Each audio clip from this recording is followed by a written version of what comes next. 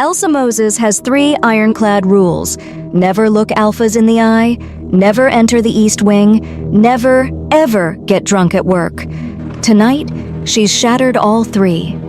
Now she's waking up in a bed that smells like thunderstorms and sandalwood, wrapped in arms that could crush stone, staring at a face she's only seen in royal portraits, the Alpha King himself, Luther Ellison, awake, watching her with eyes like molten gold. "Good morning, little Omega," he murmurs, voice like gravel and honey. "Care to explain why you're in my bed?" Elsa's wine-soaked brain supplies exactly one coherent thought. He's even more beautiful up close. Then, I'm going to die. Chapter 1. When the King Wakes First. Elsa's first conscious thought was that she'd never been this warm in her entire life. Her second thought was that warmth had a heartbeat. Her third thought, and arriving with the sharp clarity of absolute terror, was that she was going to be executed before lunch. She opened her eyes. The ceiling above her was painted with constellations in gold leaf. The sheets beneath her were silk, not the rough cotton of the servants' quarters. And the arm draped across her waist, heavy, possessive, radiating heat, belonged to someone who definitely, absolutely, catastrophically was not supposed to be touching her. Elsa turned her head slowly, afraid of what she'd find. Luther Ellison, Alpha King of the Northern Territories, was watching her with an expression she couldn't read. His dark hair was sleep must, falling across his forehead in a way that made him look almost boyish despite the sheer size of him. His eyes, that unnatural gold that marked him as one of the most powerful alphas in 5 kingdoms, and tracked every tiny movement she made. He didn't look angry. He looked curious. "Good morning, little Omega," he said, and his voice did something unfortunate to her pulse. "Care to explain why you're in my bed?" Elsa's mouth opened. Nothing came out. Her brain was frantically trying to piece together the previous night. There had been wine, so much wine, celebrating the successful peace summit with the Eastern Kingdoms. The servants had gotten into the good bottles, the ones meant for nobility. Donna McClure had dared her to sneak into the restricted East Wing. Christy Owens had laughed and said boring Elsa would never. And Elsa, drunk and tired of being invisible, had decided to prove them wrong. She remembered stumbling through hallways, a door left ajar, a room that had smelled safe somehow, a bed that had called to her exhausted body like a siren song. She did not remember the part where the Alpha King was supposed to be in that bed. Elsa's voice came out as a squeak. She tried again. "Your Majesty, I am so deeply, profoundly sorry. I didn't mean to. I thought the room was empty. I was drunk and stupid, and I'll accept whatever punishment you see fit, including immediate execution, which honestly seems appropriate given the—" "Breathe," Luther interrupted, and there was something almost amused in his tone. Elsa sucked in a breath, then realized she was still pressed against his chest, wrapped in his arms, surrounded by his scent. That scent, thunderstorms and sandalwood and something wild underneath, was doing alarming things to her Omega instincts. "Safe," her hindbrain whispered. "Alpha. Strong. Protect." "Absolutely not." Her rational brain shot back. "That is the king. The king who could have you whipped for this." She tried to pull away. His arm tightened fractionally, keeping her in place. "I asked you a question," Luther said mildly. "Why are you in my bed?" "I told you, I thought it was empty." "That's how you got here. I'm asking why you stayed." Elsa blinked at him, confused. "I fell asleep?" "No." His thumb moved against her waist, a small absent gesture that sent heat spiraling through her. "I found you wandering the East Wing around midnight, drunk, lost, crying about someone named Donna." Oh gods, she'd been crying? "You were also," Luther continued, and now she was certain she heard amusement, singing something about how alphas are terrible, horrible, and no good dictators who wouldn't know kindness if it bit them in their overly muscled asses. Elsa made a small sound of pure mortification and tried to hide her face in the pillow. "I asked where your quarters were," Luther said. "You told me, and I quote, somewhere sad and cold and far away from beautiful alpha kings who probably smell amazing." "Please," Elsa whispered into the pillow. "Please, just execute me now." She felt his chest move with what might have been a laugh. "My guards found you trying to sleep in a corridor. I told them to take you to a guest room in the East Wing." He paused. "I did not tell them to bring you to my room, but apparently drunk me had other ideas." Elsa's head snapped up. "You were drunk too?" "Diplomatic celebration," Luther said dryly. The Eastern delegation brought something they call peace wine.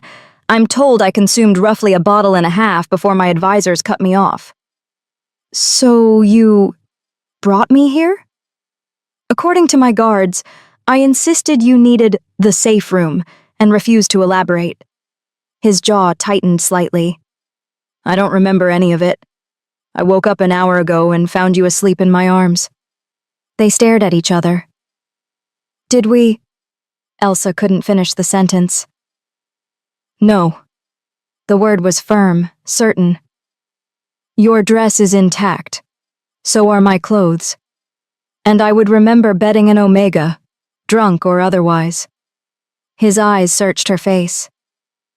"Did anyone hurt you last night? Before you found this room?"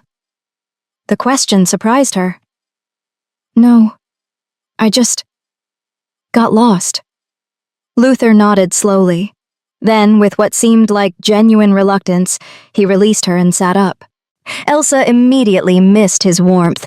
The thought was so absurd she nearly laughed.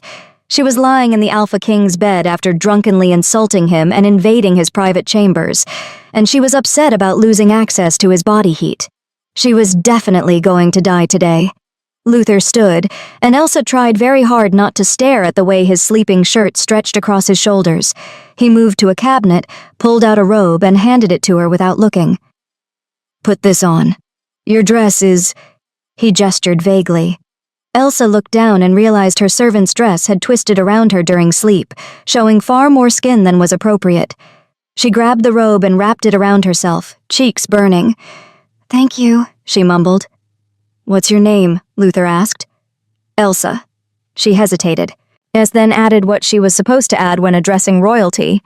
"Your Majesty." "Elsa." He said it like he was testing the weight of it. "You work in the palace?" "The kitchens, Your Majesty. I'm a—" She stopped herself before saying nobody. "I'm a maid."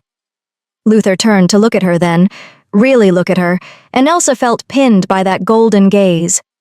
"How old are you, Elsa?" 22, Your Majesty." "And how long have you worked here?" 7 years, Your Majesty." His eyebrows rose slightly. "You've been here 7 years and we've never met?" "You're the king," Elsa said, as if that explained everything. Which it did. "I'm kitchen staff. We don't exactly move in the same circles." "Clearly," Luther said. There was something odd in his tone. "Or you wouldn't have drunkenly wandered into my chambers thinking I was a horrible, no-good dictator." Elsa winced. "I am truly deeply sorry about that, Your Majesty. The wine was truth serum, apparently." He moved to the window, looking out over the palace grounds. "Do you actually think I'm a dictator?" The question hung in the air. Elsa knew the smart answer, the safe answer. "No, Your Majesty, you're wise and just, and I'm honored to serve under your rule." But something about the way he stood there, broad shoulders tense, waiting for her response, something about the fact that he'd wrapped her in his own robe instead of calling guards to drag her away, made her tell the truth. "I think," she said slowly, "that you're doing the best you can in an impossible situation. I think the Omega protection laws you've passed have saved lives. I think you're kinder than your father was." She paused. But I also think you're lonely." Luther went very still. "I'm sorry," Elsa said quickly. "I shouldn't have—" "How do you know that?" His voice was quiet, almost dangerous. I just—" she fumbled for words. Last night, when you found me, you asked if anyone had hurt me, before you asked anything else. And just now you gave me a robe before you asked my name. You... She trailed off, feeling foolish. You protect people, even drunk strangers who insult you. That's not what dictators do. Luther didn't turn around. That's what kings are supposed to do. Most don't. No, he agreed. Most don't. Silence settled between them, not quite comfortable but not hostile either. Then, from outside the door, urgent footsteps approached. "Your Majesty!" a voice called. Male, older, breathless with barely controlled panic. Your Majesty, I must speak with you immediately." Luther's expression shifted into something harder, more regal. This was the king, Elsa realized. What she'd seen before, the gentle questions, the careful distance, that had been the man. This was the crown. "Enter," Luther commanded. The door opened, and a white-haired man in royal advisor's robes stepped inside. He took one look at Elsa, still wrapped in Luther's robe, sitting on Luther's bed, and his face went absolutely white. "Your Majesty," the advisor breathed. "What have you done?" Chapter 2. The Purity Law. The advisor, Nathaniel Wagner, Elsa recognized him now, the king's chief counsel, looked like he might faint. "Raymond," Luther said, his voice taking on that flat, commanding tone that made Elsa's Omega instincts want to bare her throat in submission. "Explain yourself." "Wait. Raymond?" Elsa glanced between them, confused. The chief counsel's name was Nathaniel Wagner. Everyone knew that. "Your Majesty," the advisor said, and his voice was shaking. "Please tell me this isn't what it looks like." "That depends entirely on what you think it looks like," Luther replied coolly. Raymond's eyes darted to Elsa, then back to the king. "The purity trials, Your Majesty. You have 1 day left, 1 day, and you've—" He gestured helplessly at Elsa. "An Omega, in your bed, Your Majesty. And if the council learns of this, then they'll learn I showed mercy to a drunk servant who wandered into the wrong room," Luther interrupted. "Nothing happened, Raymond. She fell asleep. I found her here when I woke. That's all." "That's all?"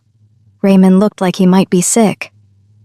"Your Majesty, with respect, the council won't care about the truth.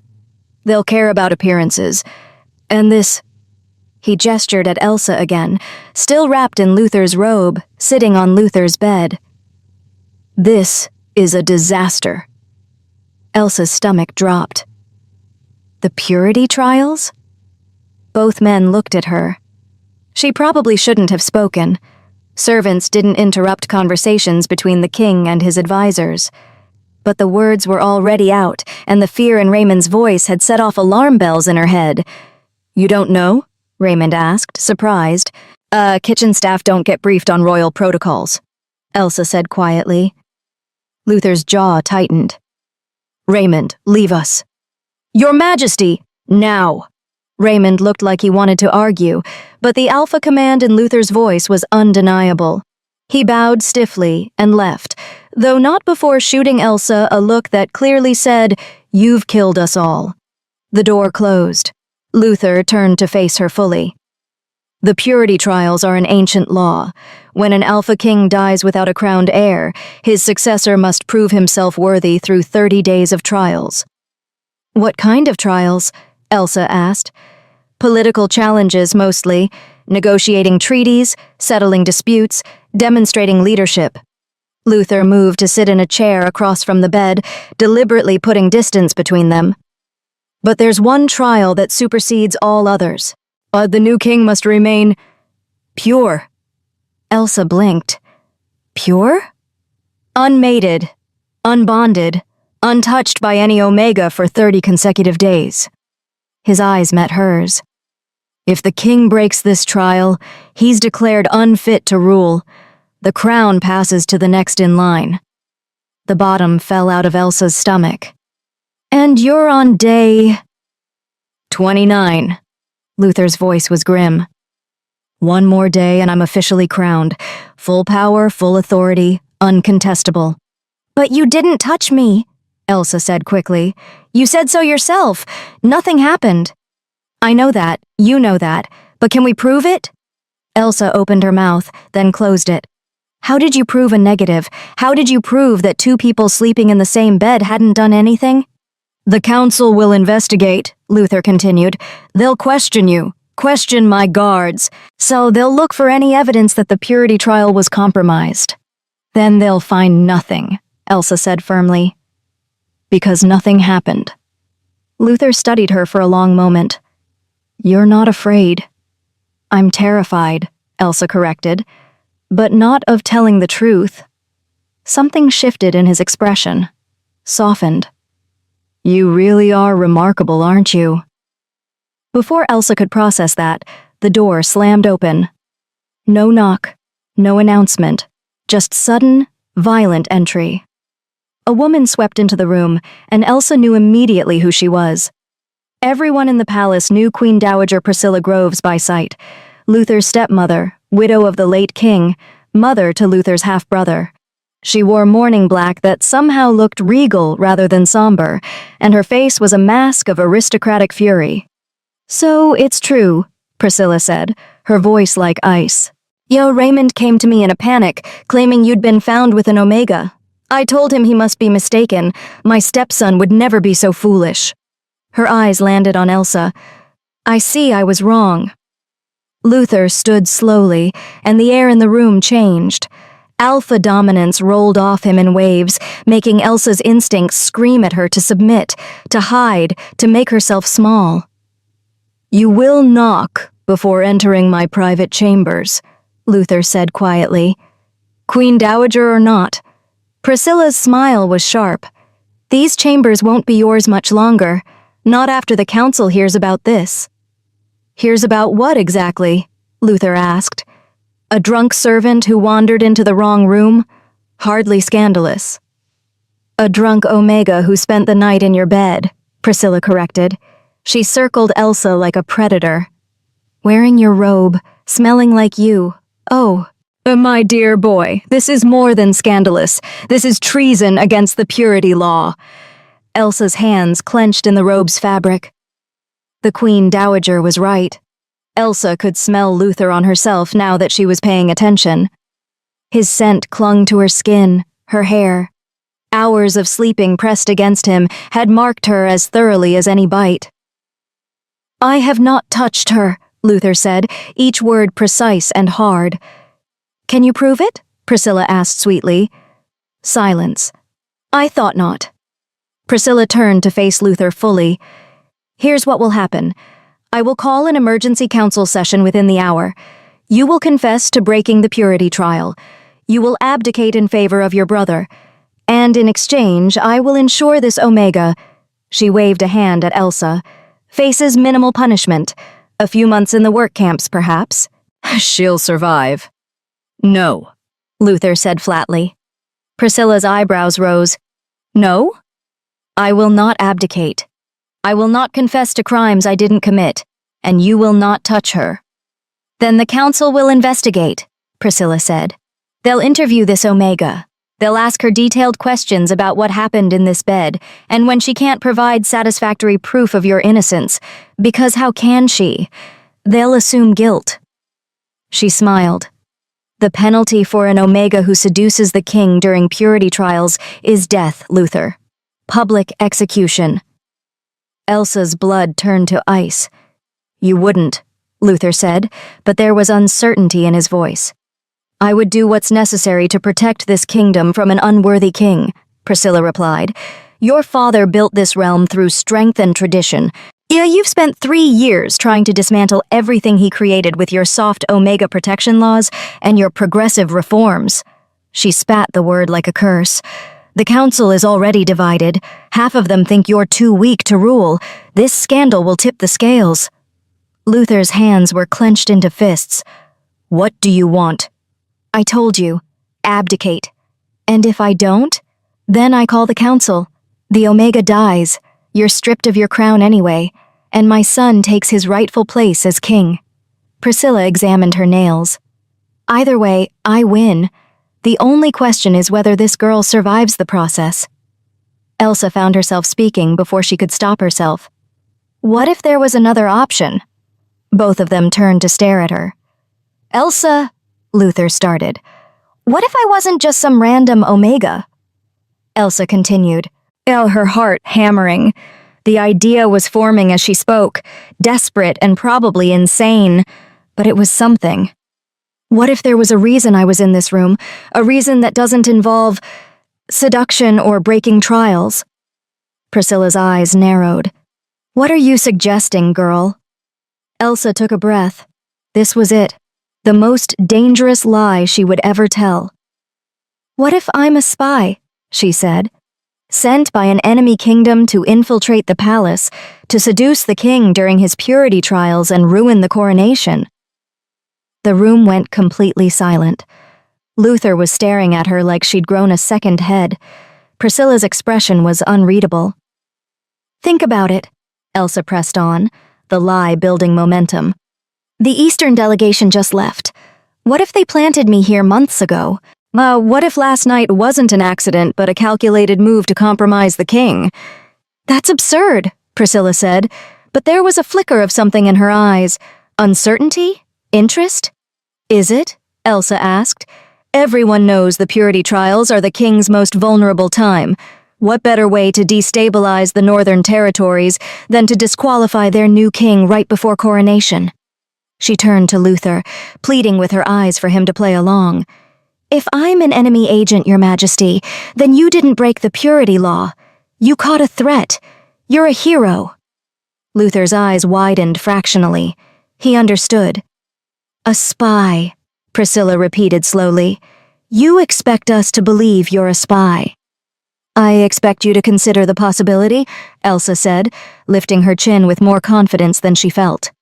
Why else would a lowly kitchen maid end up in the king's private chambers on the 29th day of his purity trials? That's too convenient to be coincidence. Priscilla studied her for a long moment. If you're truly a spy, then you'll be tortured for information, interrogated until you reveal every detail of your mission and your handlers, and then you'll be executed. Elsa's mouth went dry, but she forced herself to nod. I understand. And you're willing to accept that fate? Priscilla's voice was skeptical. Better me than him, Elsa said quietly, glancing at Luther. He showed me kindness when he could have been cruel. That's rare. She met Priscilla's gaze. So yes, I'll accept whatever punishment comes, as long as the king keeps his crown. Something flickered across Luther's face. Pain? Admiration? Elsa couldn't tell. Priscilla laughed, the sound cold and sharp. How noble! How utterly, devastatingly noble! She looked at Luther. You really do inspire loyalty in the strangest places, stepson. If she's a spy, Luther started, his voice carefully neutral. Then she must be interrogated, Priscilla finished. Properly, thoroughly, until we extract every piece of information. She smiled. I'll inform the council immediately. They'll want to question her themselves. No, Luther said sharply. If she's an enemy agent, she's a threat to national security. That falls under royal jurisdiction. I'll handle the interrogation personally. Priscilla's smile widened. How convenient. It's protocol, Luther said coldly. Or, have you forgotten the National Security Act of 1847? As any suspected spy caught within palace walls is the king's direct responsibility to interrogate and judge. Elsa had no idea if Luther was making that up or not, but he sounded convincing. Priscilla's jaw tightened. The council will still need proof, evidence that she's actually a spy and not just a convenient excuse. Then I'll provide it, Luther said. Give me 3 days to interrogate her. If I can't prove she's an agent by then, I'll abdicate voluntarily. 3 days, Priscilla mused. That takes us past your coronation date. Then move the coronation, Luther countered. Delay it until the matter is resolved. The council can't object to that. National security takes precedence over ceremony. Priscilla considered this. And if you can't prove she's a spy in 3 days? Then I step down. Your son becomes king. You win. And the Omega? Luther's face went hard. Will be judged according to whatever crimes the investigation reveals. Which meant death, Elsa realized. If they couldn't prove she was a spy in 3 days, she'd be exposed as a liar. And lying about espionage to the council was probably punishable by execution all on its own. She'd just bought Luther 3 days, and herself a death sentence. Priscilla studied them both, clearly trying to find the trap. Finally, she nodded. Very well, 3 days. But she's to be confined to the East Tower during the investigation. No contact with other servants. No opportunity to coordinate stories or escape. Agreed, Luther said. And Luther? Priscilla paused at the door.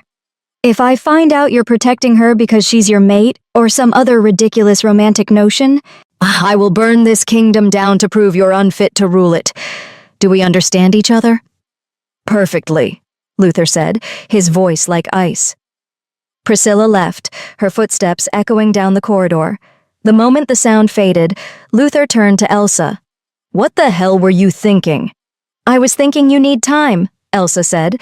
3 days to figure out a real solution. A real solution to what? You're not actually a spy, Elsa. We can't prove something that isn't true. Then we make it true, Elsa said desperately. Or true enough. There must be records of actual spies from the Eastern Kingdoms. Previous attempts to infiltrate the palace. We can— You'll be tortured, Luther interrupted, his voice harsh. You understand that, don't you? The council will expect me to extract information through pain. They'll want to hear you screaming. Elsa's breath caught, but she forced herself to stay calm. Then we'll fake it. Luther stared at her. Fake it? You said I'd be in the East Tower. Isolated. No witnesses except you during interrogations. Her mind was racing. We can make them believe whatever we want them to believe. This is insane, Luther said. You're offering to be imprisoned and fake tortured to save a king you don't even know. I know you were kind to me, Elsa said simply. I know you've passed laws that protect Omegas like me from abuse. I know your father didn't do that. She paused. And I know if you lose your crown, those laws go away. Your brother won't keep them. Will he? Luther's silence was answer enough. So yes, Elsa continued, I'm offering. Because 3 days of fake torture is better than watching everything you've built get destroyed, and it's definitely better than you abdicating to save me. Luther moved closer, stopping just in front of her. This close, she could see gold flecks in his eyes, could smell that thunderstorm scent of him, could feel the heat radiating from his body. Why? He asked quietly. Why would you do this for me? Elsa didn't have a good answer. She barely knew this man. But something in her chest was pulling her toward him, something that felt inevitable and terrifying and right. Because you were lonely, she finally said, and so was I. And maybe we don't have to be anymore. Luther's hand came up, cupping her cheek with a gentleness that made her breath stop. His thumb brushed across her skin, and Elsa felt something shift in her chest. Had something click into place. Elsa, he breathed, and his voice was wrecked. What are you doing to me? Before she could answer, there was a sharp knock at the door. Your Majesty, Raymond's voice called. The guards are here to escort the prisoner to the East Tower. Luther's hand dropped. His expression shifted back into that regal mask, all softness vanishing. Send them in, he commanded. 2 guards entered, large, armed, professional. They looked at Elsa with expressions that held no sympathy. To them, she was a spy, a threat, something to be locked away. Take her to the tower, Luther ordered, and remember that she's under my personal jurisdiction. No one speaks to her, questions her, or touches her without my direct permission. Is that understood? Yes, Your Majesty, they said in unison. One guard produced chains. Elsa's instinct was to fight, to run, but she forced herself to stand still as cold iron closed around her wrists. Luther's scent spiked with something angry, protective. His alpha was not happy about seeing his what? They weren't anything to each other, not really, but as the guards led her toward the door, Elsa looked back. Luther was watching her with an expression that made her chest ache. 3 days, he said quietly. I'll find a way to fix this. I promise. Elsa nodded, even though she had no idea how anyone could fix this mess. And then she was being led through corridors, past shocked servants and whispering nobles, chains clinking with every step. Somewhere behind her she heard Priscilla's voice. Make sure the council knows. The king has captured an enemy spy on the 29th day of his purity trials. How convenient. The guards pushed her forward, and Elsa focused on putting one foot in front of the other. 3 days. She'd bought them 3 days. Now they just had to figure out how to survive them. Chapter 3. The Interrogation. The East Tower wasn't what Elsa expected. She'd imagined a dungeon, stone walls weeping moisture, chains hanging from ceilings, instruments of torture displayed like warnings. Instead, the guards braced her up a winding staircase to a room that looked almost comfortable. A bed with clean linens, a wash basin, a window with actual glass overlooking the palace gardens. Bookshelves lined one wall, though Elsa couldn't read most of the titles. This is a cell? She asked before she could stop herself. One of the guards, a broad-shouldered man with a scar across his jaw, actually smiled. King's orders. You're a political prisoner, not a criminal. You get treated accordingly. His smile faded. Until the interrogation start, anyway. They removed her chains, but locked the door behind them as they left. Elsa was alone. She'd moved to the window, pressing her forehead against the cool glass. From here, she could see the palace grounds, servants moving like ants between buildings. Was Donna down there? Christy? Did they know what had happened to her yet? The sun was barely above the horizon. It had been less than 2 hours since she'd woken in Luther's bed, and her entire life had been turned inside out. 3 days, she thought. You have 3 days to figure out how to survive this. The problem was, she had no idea what this actually entailed. She'd claimed to be a spy to save Luther's crown, but what did that mean now? Would he actually have to hurt her to make the interrogation believable? Would the council demand proof she couldn't provide? And underneath all of it, a more dangerous question. Why had she done it? She barely knew Luther. Yes, he'd been kind to her. Yes, his laws had made life safer for Omegas across the kingdom. But risking execution for a stranger, even a powerful, handsome stranger who smelled like safety and looked at her like she mattered, was insane. Except it hadn't felt insane in the moment. It had felt necessary. Inevitable, even. Like something in her chest had made the decision before her brain could catch up. Elsa was still trying to untangle that thought when the door opened. Luther stepped inside, alone. He'd changed into formal attire, dark jacket, silver buttons, the crown sitting heavy on his head. He looked every inch the Alpha King now, nothing like the sleep-rumpled man from this morning.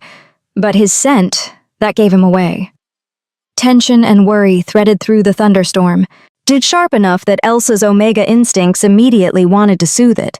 Your Majesty, she said, dropping into an awkward curtsy. Don't, Luther said quietly. When we're alone, you don't have to do that. The guards can't hear through these walls.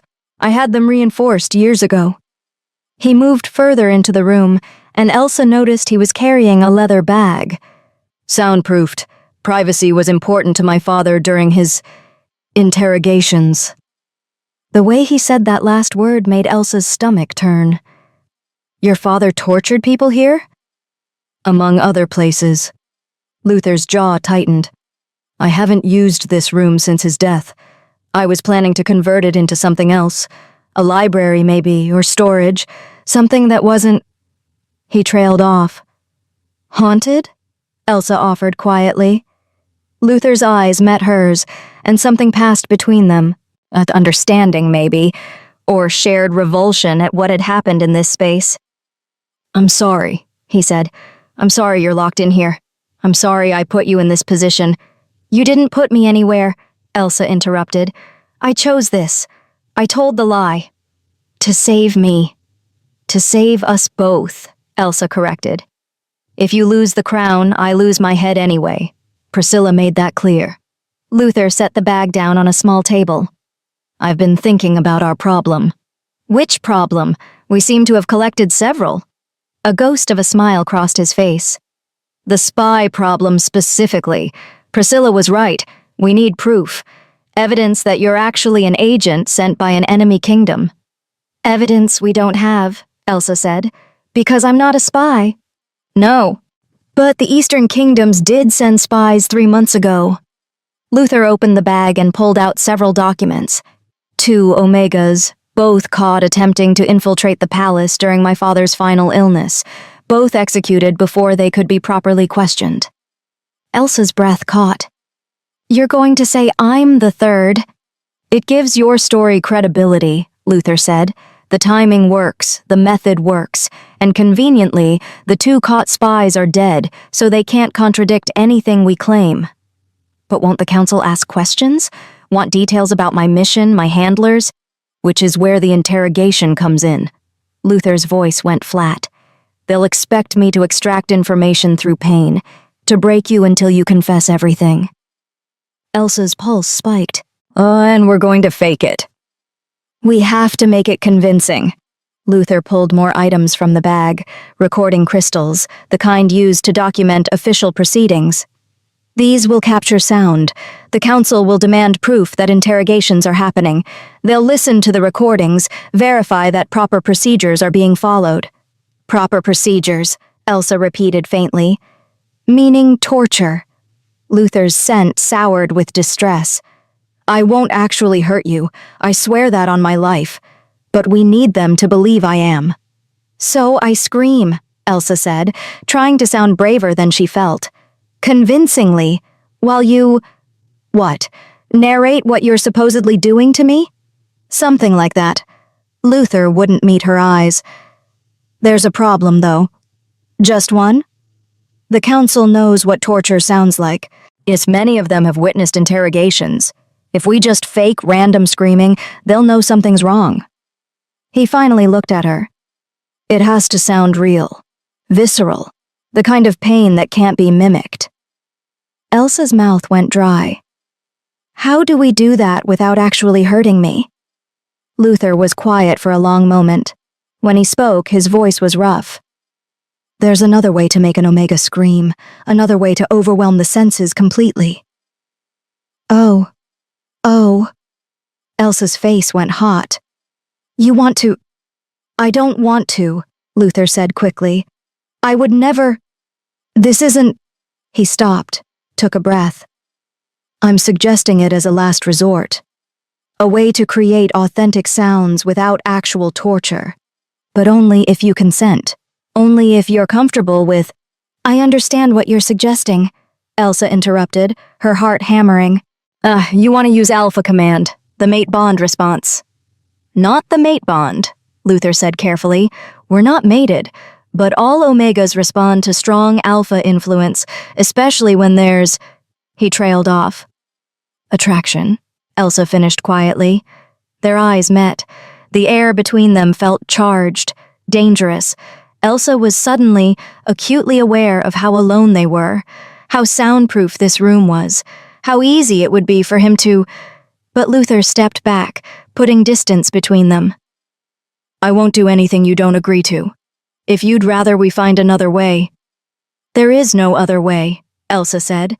Is there? Not one that would be convincing enough. No, Luther admitted. But that doesn't mean... Then we do it. Elsa lifted her chin, trying to project confidence she didn't feel. We make them believe you're torturing me, or whatever that takes. Luther looked at her for a long moment, something complicated in his expression. You're extraordinary, you know that? I'm terrified, Elsa corrected. You can be both. He moved to the recording crystals, activating them one by one. We'll start small today. Establish the baseline. Make it sound like initial interrogation. Questions, threats, maybe some minor distress. His voice dropped. Tomorrow, we'll escalate. Elsa nodded, not trusting her voice. Luther positioned himself near the crystals, his posture shifting into something harder, more authoritative. When he spoke again, his voice carried the full weight of Alpha command. "State your name." The command hit Elsa like a physical force. Her Omega instincts screamed at her to obey, to submit, to give this Alpha whatever he wanted. "Elsa," she gasped out. Elsa Moses." "Your real name," Luther demanded, voice like iron. "Not your cover identity." "That is my real name," Elsa said, but she let her voice shake, let fear bleed through. "Liar." The word was a growl. "You're an agent of the Eastern Kingdoms, sent here to seduce me during the purity trials. Who trained you?" "I don't know what you're talking about." Wrong answer. Luther moved closer, and Elsa's breath caught. He didn't touch her, but his presence alone was overwhelming. His scent wrapped around her, his alpha dominance pressing down like a weighted blanket. "Let's try this again," he said softly, dangerously. "Who sent you?" "No one sent me," Elsa whispered. "I'm just a maid, I swear." "Then explain why you were in my chambers, on the exact night that would cause maximum damage to my coronation." "I was drunk. I got lost. That's all." Luther's hand shot out, gripping her chin. Not painfully, but firmly enough that she couldn't look away. His eyes were molten gold, full of alpha command that made her Omega want to bare her throat. "Last chance," he murmured. "Tell me the truth, or I make you tell me." Elsa's pulse was racing. This close, she could see the conflict in his eyes. The way his jaw was clenched tight. He hated this, she realized. Hated pretending to threaten her. But he was selling it perfectly. "I don't..." Elsa let her voice break. "Please, I don't know anything. Please don't hurt me." "Too late for that," Luther said, and released her chin. "We'll continue this tomorrow, when you've had time to reconsider your position." He stepped back, and the alpha pressure eased. Elsa sagged slightly, her legs weak. Luther moved to the crystals, deactivating them. The moment they were off, his entire demeanor changed. The king vanished, replaced by the man who'd wrapped her in his robe this morning. "Are you all right?" he asked urgently. "Was that too much? I didn't mean to actually grip you that hard." "I'm fine," Elsa assured him, though her heart was still pounding. "You were convincing." "Too convincing," Luther muttered. He ran a hand through his hair, dislodging the crown slightly. "I felt your fear through..." He stopped himself. "Through what?" Elsa asked. Luther's jaw worked. "Nothing. It doesn't matter." But it did matter. Elsa had felt something too, during that confrontation. Something that went beyond simple Omega response to Alpha command. Something that had pulled at her chest, made her aware of him in a way that felt far too intimate. "Luther," she said quietly, using his name for the first time. "What's happening between us?" He looked at her, and the expression on his face was almost painful. "I don't know, but whatever it is, it's dangerous. For both of us." "Because of the purity trials?" "Because of everything." Luther moved toward the door. "I'll have food sent up, and books if you'd like. I noticed you looking at the shelves earlier." "I can't read most of them," Elsa admitted. "I never learned properly, just enough to get by in the kitchens." Luther paused, his hand on the door handle. "Would you like me to teach you?" The offer surprised her. "You don't have time for that." "I have to come here daily anyway, for the interrogations." His voice was bitter on that last word. "Oh, we might as well use the time between sessions productively." "You want to torture me and then teach me to read?" Elsa asked, incredulous. "I want to do whatever makes this nightmare bearable for you," Luther said quietly. "Reading lessons seem like a decent start." Before Elsa could respond, there was a knock at the door. Luther opened it to find Raymond standing there looking anxious. "Your Majesty, the council is convening. They want a report on the interrogation." Luther's expression hardened. "Tell them I've begun questioning the suspect. Initial results suggest she's been trained to resist, but I'm confident I'll break her within the 3-day window." "And the recordings?" Luther held up one of the crystals. They can review this one. It contains enough to prove interrogations are proceeding. Raymond took the crystal carefully, like it might explode. Your Majesty, I hope you know what you're doing. So do I, old friend, Luther said. So do I. After Raymond left, Luther turned back to Elsa. I'll return tomorrow morning. Try to rest tonight. Luther? Elsa called as he started to leave again. He paused. Thank you, she said. For not actually hurting me. For trying to protect me, even while pretending to do the opposite. Something in Luther's expression cracked. Don't thank me yet. Tomorrow will be harder. We'll have to make it sound more intense. And that means... He trailed off. I know, Elsa said softly. I'm ready. I'm not sure I am, Luther admitted. Then he left, locking the door behind him. Elsa sank onto the bed, her hands shaking. 1 day down, 2 to go. And tomorrow? She'd have to scream convincingly enough that a council of hardened lords would believe she was being tortured, all while pretending she wasn't falling for the man who was supposed to be breaking her. Chapter 4. The Line Between Pain and Pleasure. Elsa didn't sleep. How could she, knowing what tomorrow would bring? She lay in the surprisingly comfortable bed, staring at the ceiling, trying to prepare herself mentally for what Luther had called escalation.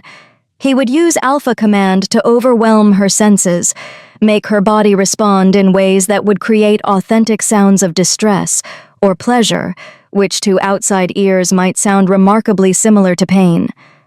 The thought made heat coil low in her stomach, followed immediately by shame. She shouldn't be anticipating this. Shouldn't be wondering what it would feel like to have Luther's full alpha presence focused on her, pushing past her defenses, making her... Stop, she told herself firmly. This is survival, not seduction. But her Omega instincts didn't seem to understand the distinction. Dawn came slowly, pale light filtering through the window. Elsa washed her face in the basin, finger-combed her hair, and tried to look less like someone who'd spent the night imagining the king's hands on her skin. She failed spectacularly. When the door opened, Luther took one look at her and stopped. You didn't sleep. Neither did you, Elsa observed. His eyes were shadowed, his jaw tight with tension. No, he admitted, closing the door behind him. He carried another leather bag, plus a tray of food. I thought you might be hungry. The smell of fresh bread and honey made Elsa's stomach growl, reminding her she hadn't eaten since yesterday's breakfast. Thank you. They sat at the small table, and for a few minutes, they just ate in silence. It felt oddly domestic, this quiet breakfast together, and like they were normal people instead of a king and his pretend prisoner planning fake torture. I spoke to Raymond last night, Luther said eventually.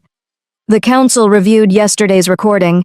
They're satisfied with the initial interrogation, but several members expressed concern that I'm being too gentle. Elsa's throat tightened. Meaning today has to be worse. Yes. Luther set down his bread, appetite apparently gone. I've been thinking about how to approach this. We need authentic reactions, but I refuse to cause you actual pain. So you'll use Alpha Command, Elsa said, trying to sound clinical about it. Override my Omega responses until I can't control my reactions. If you consent, Luther said firmly. This only works if you're willing. Elsa met his eyes. I consent. You should hear the details before you agree. Then tell me. Luther took a breath. Alpha Command works on a spectrum. At the lowest level, it's just voice, compelling obedience through tone and dominance. You felt that yesterday when I questioned you.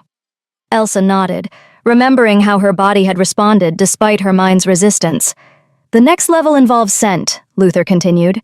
I release pheromones specifically designed to affect omegas. It causes physical responses, increased heart rate, heightened sensitivity, sometimes disorientation.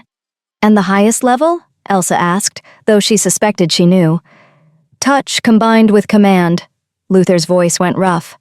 When an alpha makes direct contact while using their full dominance, It can overwhelm an Omega's system completely. And every nerve ending becomes hypersensitive. The body responds whether the mind wants it to or not. Heat was pooling in Elsa's core just hearing him describe it. And that's what we need, for the recordings to be convincing. Yes, Luther said quietly. But Elsa, you need to understand what that means. I'll have to touch you. Nothing inappropriate. I swear I'll keep it as clinical as possible, but the council will expect to hear escalation. They'll expect sounds that suggest I'm... He stopped, jaw working. Hurting me, Elsa finished. Except you won't be. You'll be doing something that makes me respond similarly. The line between pleasure and pain can be thin when Alpha Command is involved, Luther said, especially with an Omega who's... He trailed off. Who's what? Luther's eyes met hers, and in the intensity in them made her breath catch. Who's attracted to the Alpha using it? The admission hung between them, undeniable now. I am, Elsa whispered, attracted to you. I have been since I woke up in your arms and you asked if anyone had hurt me instead of asking why I was there. Luther's scent spiked, want and restraint warring together. This is a terrible idea. Most of my decisions lately have been terrible ideas, Elsa said. I'm getting quite good at them. Despite everything, Luther laughed. The sound was rough, almost pained, but genuine. You're going to be the death of me, Elsa Moses. Not if Priscilla kills us both first, Elsa pointed out. The humor faded. Luther stood, moving to set up the recording crystals. Last chance to back out. We can try to find another way. There is no other way, Elsa said. You know that. I know that. So let's just get it over with. Luther activated the first crystal. Then the second. His posture shifted as he did, the casual warmth disappearing behind royal authority. When he turned back to face her, Elsa's Omega instincts immediately screamed, Alpha, danger, submit. On your knees, Luther commanded, his voice carrying the full weight of his power. Elsa's legs gave out before she could think about obeying. She hit the floor hard, and the shock of it, the utter lack of control over her own body, made her gasp. Good, Luther said, moving closer. You're learning that resistance is futile. Your Omega knows who's in control here, even if your stubborn mind hasn't accepted it yet. He was circling her now, predatory. Elsa's heart was racing, her breathing already uneven. I'm going to ask you questions, Luther continued, and this time you're going to answer honestly, because if you don't... He stopped directly behind her, so close she could feel the heat of him. I'll make you wish you had. I don't know anything, Elsa managed, letting her voice shake. Please, I'm not... Who trained you? Luther's hand landed on her shoulder, just resting there, not gripping, but the contact sent electricity racing down her spine. No one. His fingers tightened slightly, and a wave of alpha pheromones washed over her.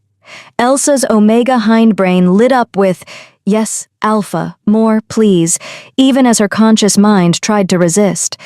She whimpered. The sound was involuntary, desperate. Wrong answer, Luther growled. His other hand came up to her other shoulder, and suddenly she was surrounded by his scent, his presence, and his power. Try again. Who sent you to seduce me? I didn't... Elsa's words were coming out breathy now, her body responding to the command in his touch, even though he wasn't actually doing anything painful. You came to my chambers, Luther said, his voice dropping lower, more intimate. You climbed into my bed smelling like wine and want. You think I didn't notice? Think I didn't feel how your body responded when I held you?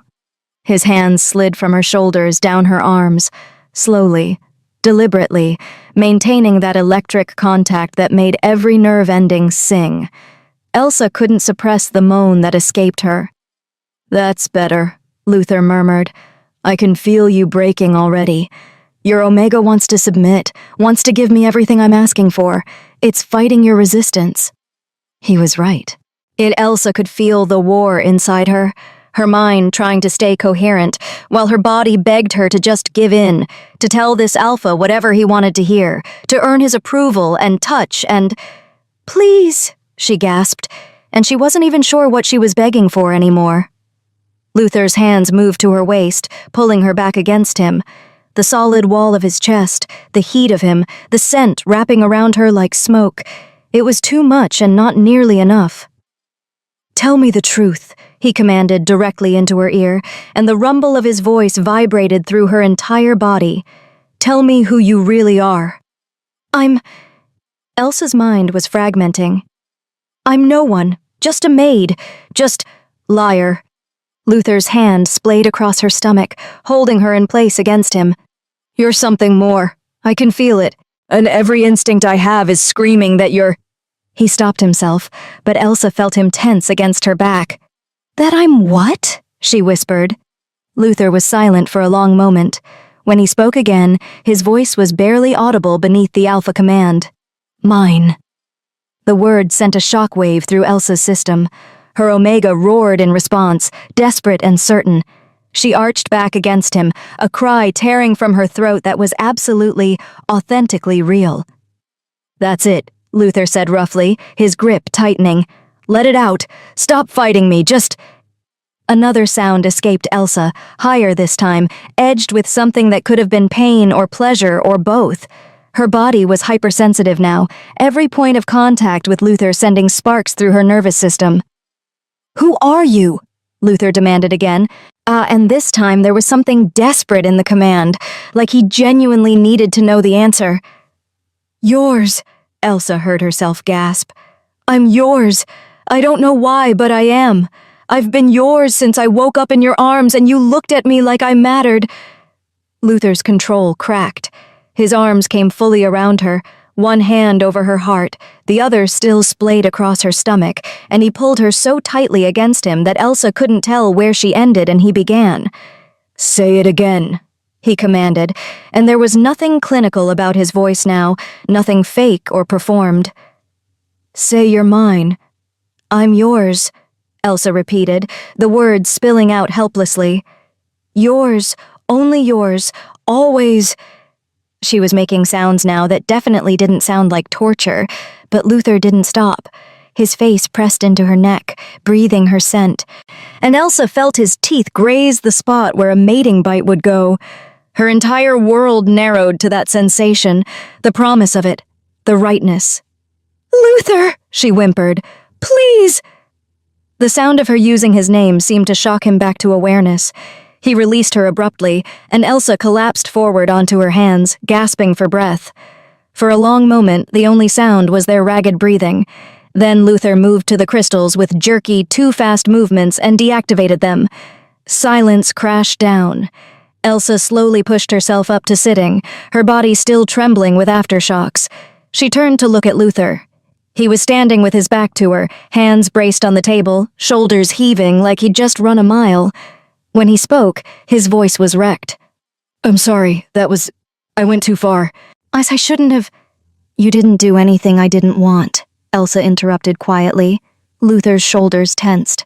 Elsa, I meant what I said. She stood on shaky legs, moving closer. When I said I was yours, I meant it.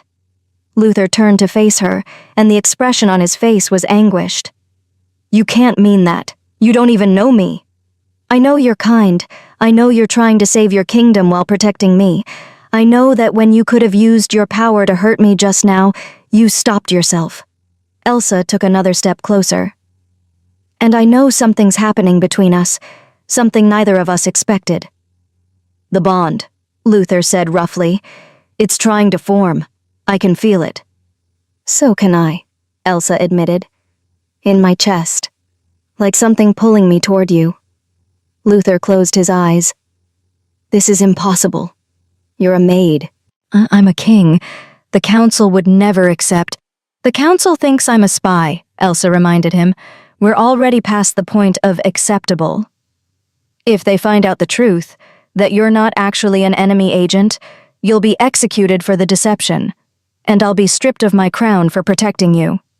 Then we make sure they don't find out, Elsa said. We have 2 more days to build a convincing story, to create evidence that I'm exactly what we've claimed. Luther opened his eyes, studying her. You're talking about committing to this lie completely. I'm talking about survival, Elsa corrected, for both of us. A knock at the door made them both jump. Your Majesty, Raymond's voice called. The Queen Dowager wishes to speak with you. She's demanding to review today's recording immediately. Luther swore under his breath, and he moved to collect the crystal, then paused. Elsa, what we just did, what I made you say, was necessary, Elsa finished. For the recording to be convincing. It was more than that, Luther said quietly, and you know it. Before Elsa could respond, he was gone, taking the crystal with him. Elsa sank back onto the bed, her body still humming with residual energy from Luther's touch. She pressed a hand to her chest, where that strange pulling sensation had grown stronger. The bond. It was trying to form between them, and every interaction only made it worse. Or better, depending on how you looked at it. Outside, she heard raised voices, Priscilla demanding answers, Luther's controlled responses. They were arguing about something, but Elsa couldn't make out the words through the soundproofed walls. She lay back, staring at the ceiling, and tried to process what had just happened. They'd created a convincing recording. Mission accomplished. But in the process, they'd crossed a line they couldn't uncross. Luther had called her his. She'd agreed. And the bond humming between them was only going to grow stronger. 2 more days, 2 more interrogations, and somehow, at the end of it all, they had to convince the council that Elsa was a spy worth keeping alive, while hiding the fact that she was actually Luther's fated mate. Simple, Elsa thought hysterically. What could possibly go wrong? Chapter 5. What the Oracle Already Knows. The afternoon sun was slanting through the window when the door opened again. Elsa had been trying to read one of the simpler books from the shelf, a children's story about a brave Omega who saved her village, but her mind kept drifting back to Luther's hands on her waist, his voice in her ear, the way he'd said mine like it was a vow. She looked up, expecting Luther. Instead, Raymond stood in the doorway, looking deeply uncomfortable. The king sent me, he said without preamble. He's been detained by the council. They're reviewing the recordings. Elsa's stomach dropped. And they're convinced you're hiding something. Raymond stepped inside, closing the door behind him. But they're also convinced the interrogations are working. Several council members commented that you sounded appropriately distressed. If they only knew, Elsa thought, heat creeping up her neck.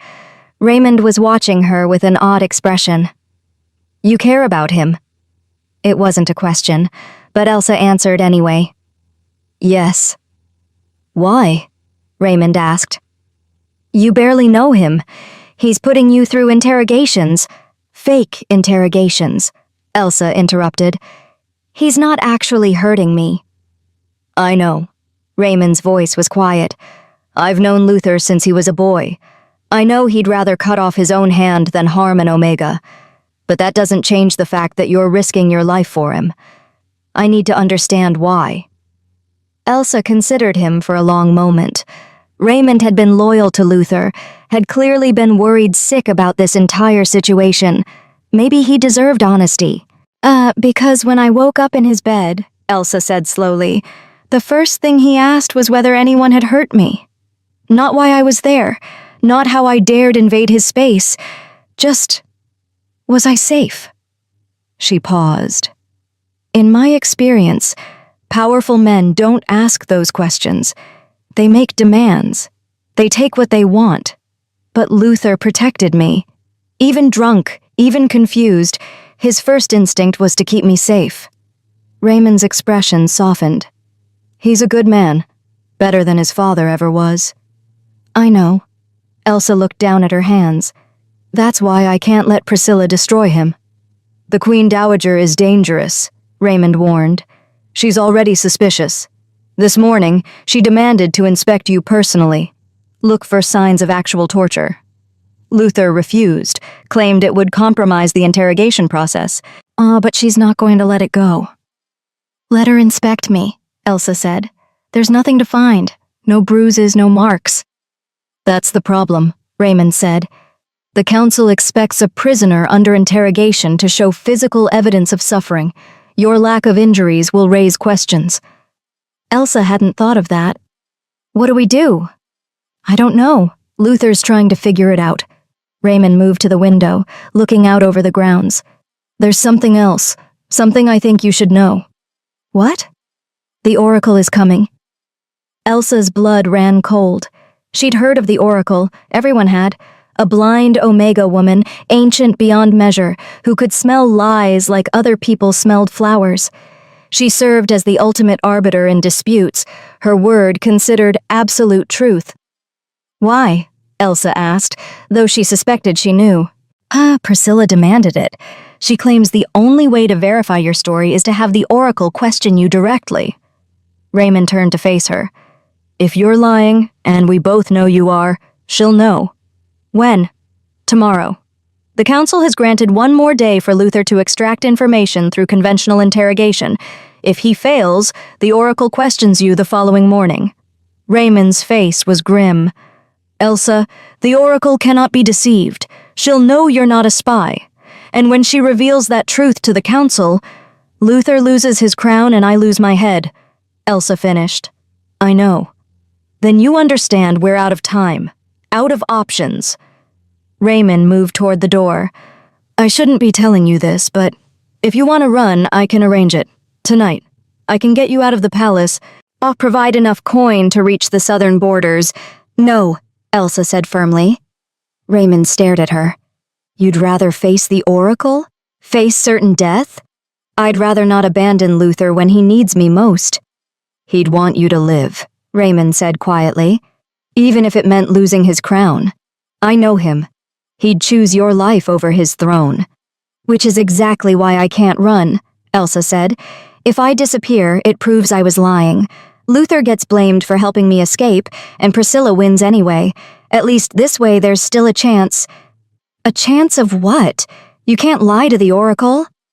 Elsa took a breath. "Then maybe we don't lie. Maybe we find a truth she'll accept."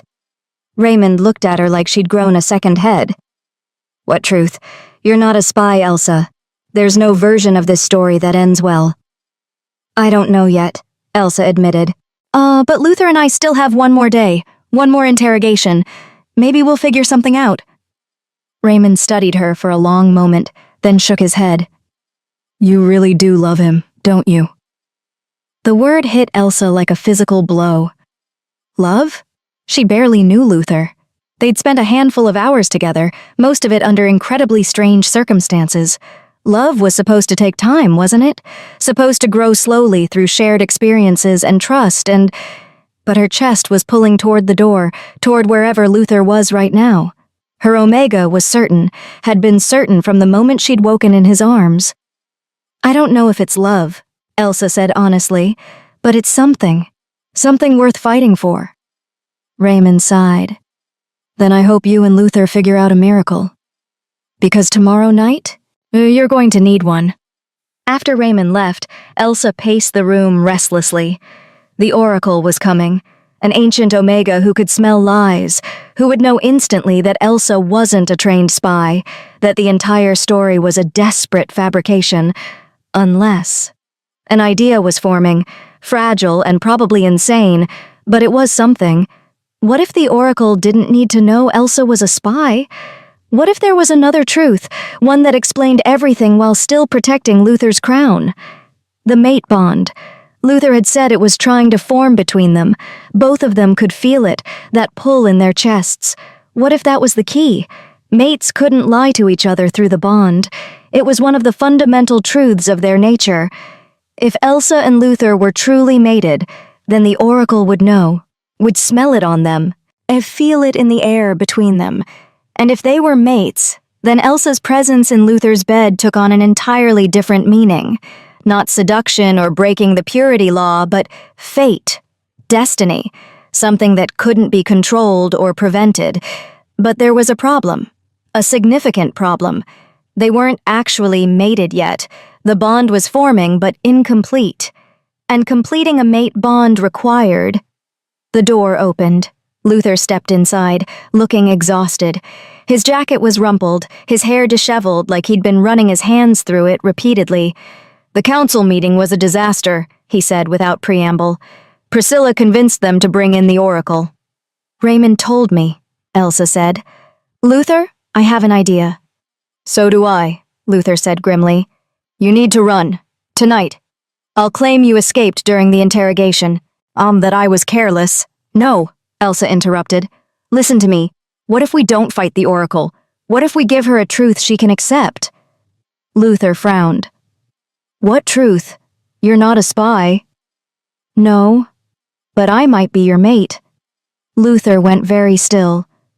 "Elsa, you feel it too," she pressed on. "The bond trying to form, the pull between us. The oracle will sense it, won't she?" "Probably," Luther admitted. "But the bond isn't complete. We're not fully mated, and even if we were, I don't see how that helps our situation." "If we're mates," Elsa said carefully, "then my presence in your bed wasn't a violation of the purity law. It was fate, something beyond either of our control." Understanding dawned in Luther's eyes. The law forbids an Alpha King from choosing to bond during the trials, but it says nothing about fated mates who meet by chance. Exactly. If the oracle confirms we're true mates, that the bond formed naturally, without any deliberate action on your part, then you didn't break the law. You were claimed by fate. Luther was quiet for a long moment. "There's still a problem. The bond isn't complete. The oracle will know we haven't fully mated." "Then we complete it," Elsa said, her heart pounding. Luther's eyes widened. "You can't be serious." "Why not? We're going to die anyway if we don't do something. At least this way." "Elsa, mating is permanent," Luther interrupted. "It's not something you do out of convenience or desperation. Once the bond is complete, it can't be broken except by death." "I know that." "Do you?" Luther moved closer, his voice intense. "Do you understand what you'd be giving up? Your freedom, your choices, your entire future, tied to mine forever. And I'm a king, Elsa. My life is politics and danger and impossible decisions. You'd be dragged into all of it." "I'm already dragged into it," Elsa pointed out. "I'm locked in a tower waiting for an oracle to expose my lies. My options are run away and live in hiding forever, or face execution. Mating you is actually the best choice available." "That's not a reason to accept a bond," Luther said roughly. "You're right," Elsa agreed. "But wanting to is..." Luther stared at her. "You want this?" Elsa took a breath. "I don't know if it's the Omega instincts or something deeper, but yes, when you held me during the interrogation, when you called me yours, everything in me said yes. Said this is right, this is where I belong." She paused. "Don't you feel it too?" "Of course I feel it," Luther said, his voice raw. "It's been driving me insane. Every instinct I have is screaming to claim you, mark you, keep you safe. But Elsa, I won't trap you into a bond just to save my crown." "You're not trapping me. I'm choosing this." Elsa stepped closer, close enough to feel his heat. "If we're going to face the oracle tomorrow, we need to give her the truth. And the truth is that we're mates. We just need to make it official." Luther's hand came up to cup her face, his thumb brushing across her cheek. "If we do this, there's no going back." "I know." "The council will still question it. Priscilla will claim we're faking the bond to escape consequences." "The oracle will know if we're faking," Elsa said. "Mates can't lie to each other, can't fake the connection. If we complete the bond, she'll sense it's real." Luther searched her face. "You're certain? Absolutely certain?" Elsa's Omega was singing with certainty, had been since the moment she'd woken in his arms, but her human mind needed to be sure too. She thought about Luther's kindness, his attempts to protect her even when it put him at risk, the way he'd stopped himself during the interrogation, checking if she was all right, making sure she felt safe. She thought about the pull in her chest, growing stronger every hour they spent together, and she thought about the alternative, running away and never seeing him again, or staying and facing execution. "I'm certain," she said. Luther's control cracked. He pulled her against him, his forehead resting against hers. Then we do this properly, not as a desperate ploy or political maneuver. Yet if I'm going to claim you as my mate, it's because I want you.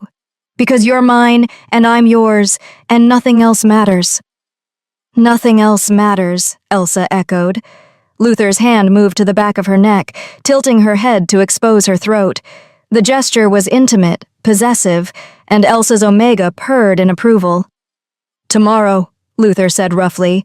After the final interrogation, we'll complete the bond then, when we have privacy and time to do it right. Tomorrow we face the Oracle, Elsa reminded him. Then we do the interrogation early, dawn. I'll come before the council convenes, before anyone else is awake. His thumb stroked the side of her neck, right over where the mating bite would go. And afterward, I'll claim you properly. Make you my queen in truth, not just in name. Your queen, Elsa breathed. The council will never accept a maid as queen. The council will accept my fated mate, Luther corrected. Omega law is clear. A true mate bond supersedes all social class. You won't be a maid who married up. You'll be my equal, my partner. The weight of it was staggering. Yesterday, she'd been scrubbing floors. Tomorrow, she'd be a queen, if they survived the Oracle's judgment. What if this doesn't work? Elsa asked quietly. What if the Oracle still finds us guilty? Then we face it together, Luther said. As mates. Whatever happens, you won't be alone. He kissed her then, soft and careful and full of promise. Elsa melted into it, her hands fisting in his jacket, holding him close. When they finally pulled apart, Luther rested his forehead against hers again. Get some rest tonight. Tomorrow will be intense. Will it hurt? Elsa asked. The mating bite? For a moment, Luther admitted. But then the bond completes and... He stopped, a smile tugging at his lips. You'll see. It's supposed to be overwhelming in the best way.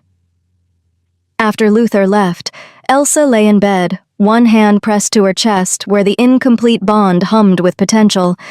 Tomorrow, she would become Luther's mate. Tomorrow, they would face the Oracle, and tomorrow they would either save the kingdom or die trying. She should have been terrified. Instead, all she felt was certainty. Chapter 6. The Claiming. Dawn came too quickly and not fast enough. Elsa had spent the night drifting between restless sleep and wakeful anticipation. Every time she closed her eyes, she felt phantom sensations.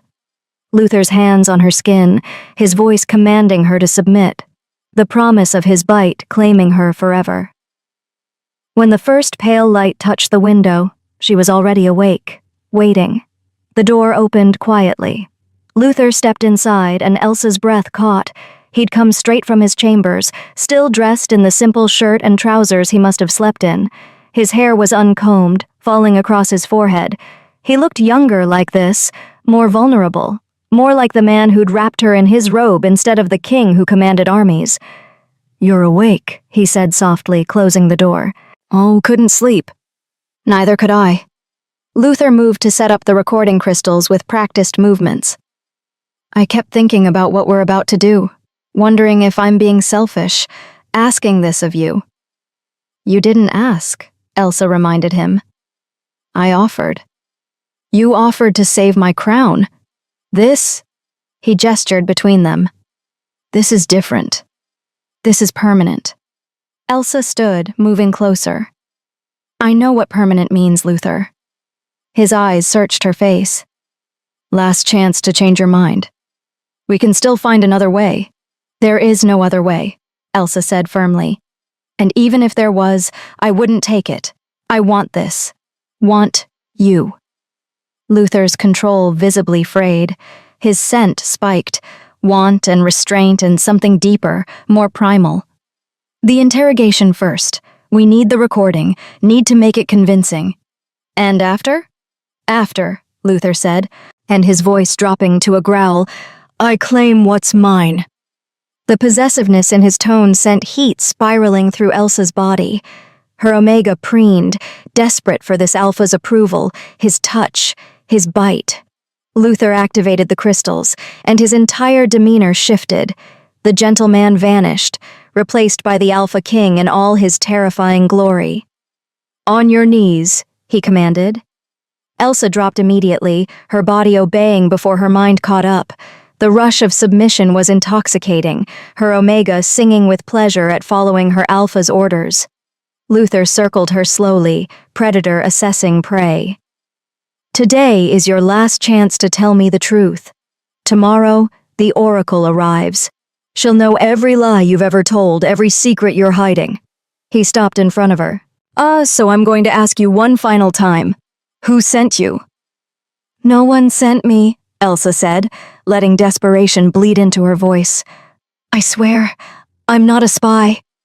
"Then what are you?" Luther's hand shot out, gripping her chin and forcing her to look up at him. "Because you're something, Elsa Moses. Something that's been haunting me since the moment I found you in my bed." His touch sent electricity racing through her. Elsa's pulse skyrocketed, her breathing already uneven. "I don't know what you mean." "Liar." Luther released her chin only to sink his hand into her hair, tilting her head back further. The grip was firm, controlling, and Elsa couldn't suppress the whimper that escaped. "You know exactly what I mean. I can smell it on you. The same thing I've been smelling since that first night. Want, need, recognition." He was right. And Elsa could feel it too, that pull growing stronger with every passing moment. The bond begging to complete itself, to snap into place and bind them together forever. "Tell me what you are," Luther demanded, his voice rough with barely controlled desire. "Yours," Elsa gasped. "I'm yours. I've told you that." "Say it like you mean it." Luther's other hand came to rest against her throat, not squeezing, just present, a reminder of his power. "Say it like it's the only truth that matters." Elsa's world narrowed to his touch, his scent, the weight of his dominance pressing down on her. "I'm yours," she repeated, stronger now, body and soul. "From the moment I woke in your arms, I've been yours, only yours." Luther's control shattered. He pulled her up roughly, his mouth crashing against hers in a kiss that was all possession and hunger. Elsa melted into it, her hands fisting in his shirt, pulling him closer. When he finally pulled back, they were both breathing hard. "The recordings," Elsa managed. "Don't care," Luther growled, but he reached out anyway, deactivating the crystals with jerky movements. The moment they clicked off, silence descended, thick and charged with anticipation. Luther turned back to her, and the look in his eyes made Elsa's knees weak. "Last chance," he said roughly. "After this, you're mine. Forever. No escape, no second thoughts. Do you understand?" "I understand," Elsa said. "And I want it. Want you." "Then come here." Elsa closed the distance between them. Luther's hands came up to cup her face, gentle despite the hunger radiating off him. "I need you to know something," he said quietly. This isn't just about saving my crown or fooling the Oracle. I would want you regardless. Maid or princess, spy or innocent, none of it matters. You're my mate, Elsa. My fated match. And I'm going to spend the rest of my life proving you made the right choice." Elsa's eyes burned with unexpected tears. "Luther." "But right now," he interrupted, his voice dropping to that alpha rumble that made her Omega purr. "Right now I need to claim you. Mark you. Make sure everyone who sees you knows exactly who you belong to." "Yes," Elsa breathed. "Please." Luther's mouth found hers again, softer this time, but no less intense. His hand slid down to her waist, pulling her flush against him. Elsa could feel every hard plane of his body, the controlled strength in his arms, the barely leashed power coiled beneath his skin. "Whoa, the bite has to be here," Luther murmured against her lips, his fingers tracing the junction of her neck and shoulder. "Right over the mating gland. It's going to hurt for a moment, but then—" "I know," Elsa said. Every Omega knew the basics, even if she'd never expected to experience it herself. "The bond completes. We'll feel each other's emotions, sense each other across distance. More than that. Luther's mouth moved to her neck, pressing soft kisses along the sensitive skin. We'll know each other's truths, every lie, every secret, all of it exposed through the bond. Elsa's breath hitched. You'll know I'm not a spy. I already know that. Luther nipped gently at her pulse point, making her gasp. But yes, the Oracle will sense the bond and know it too. She'll know we're true mates. Hey, and that trumps everything else!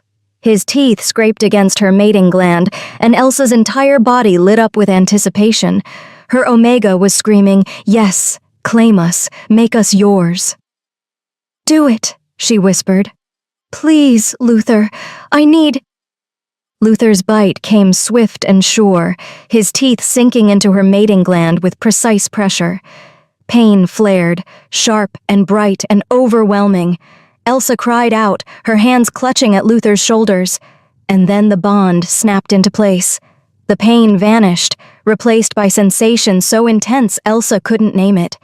It was like every nerve ending in her body ignited at once, pleasure and belonging and rightness flooding through her in waves. She could feel Luther, not just his physical presence but his emotions, his fierce protectiveness, his overwhelming desire, and his absolute certainty that she was his and he was hers, and nothing would ever change that. And underneath it all, something deeper, softer. Love. He loved her. Already. Impossibly. Completely.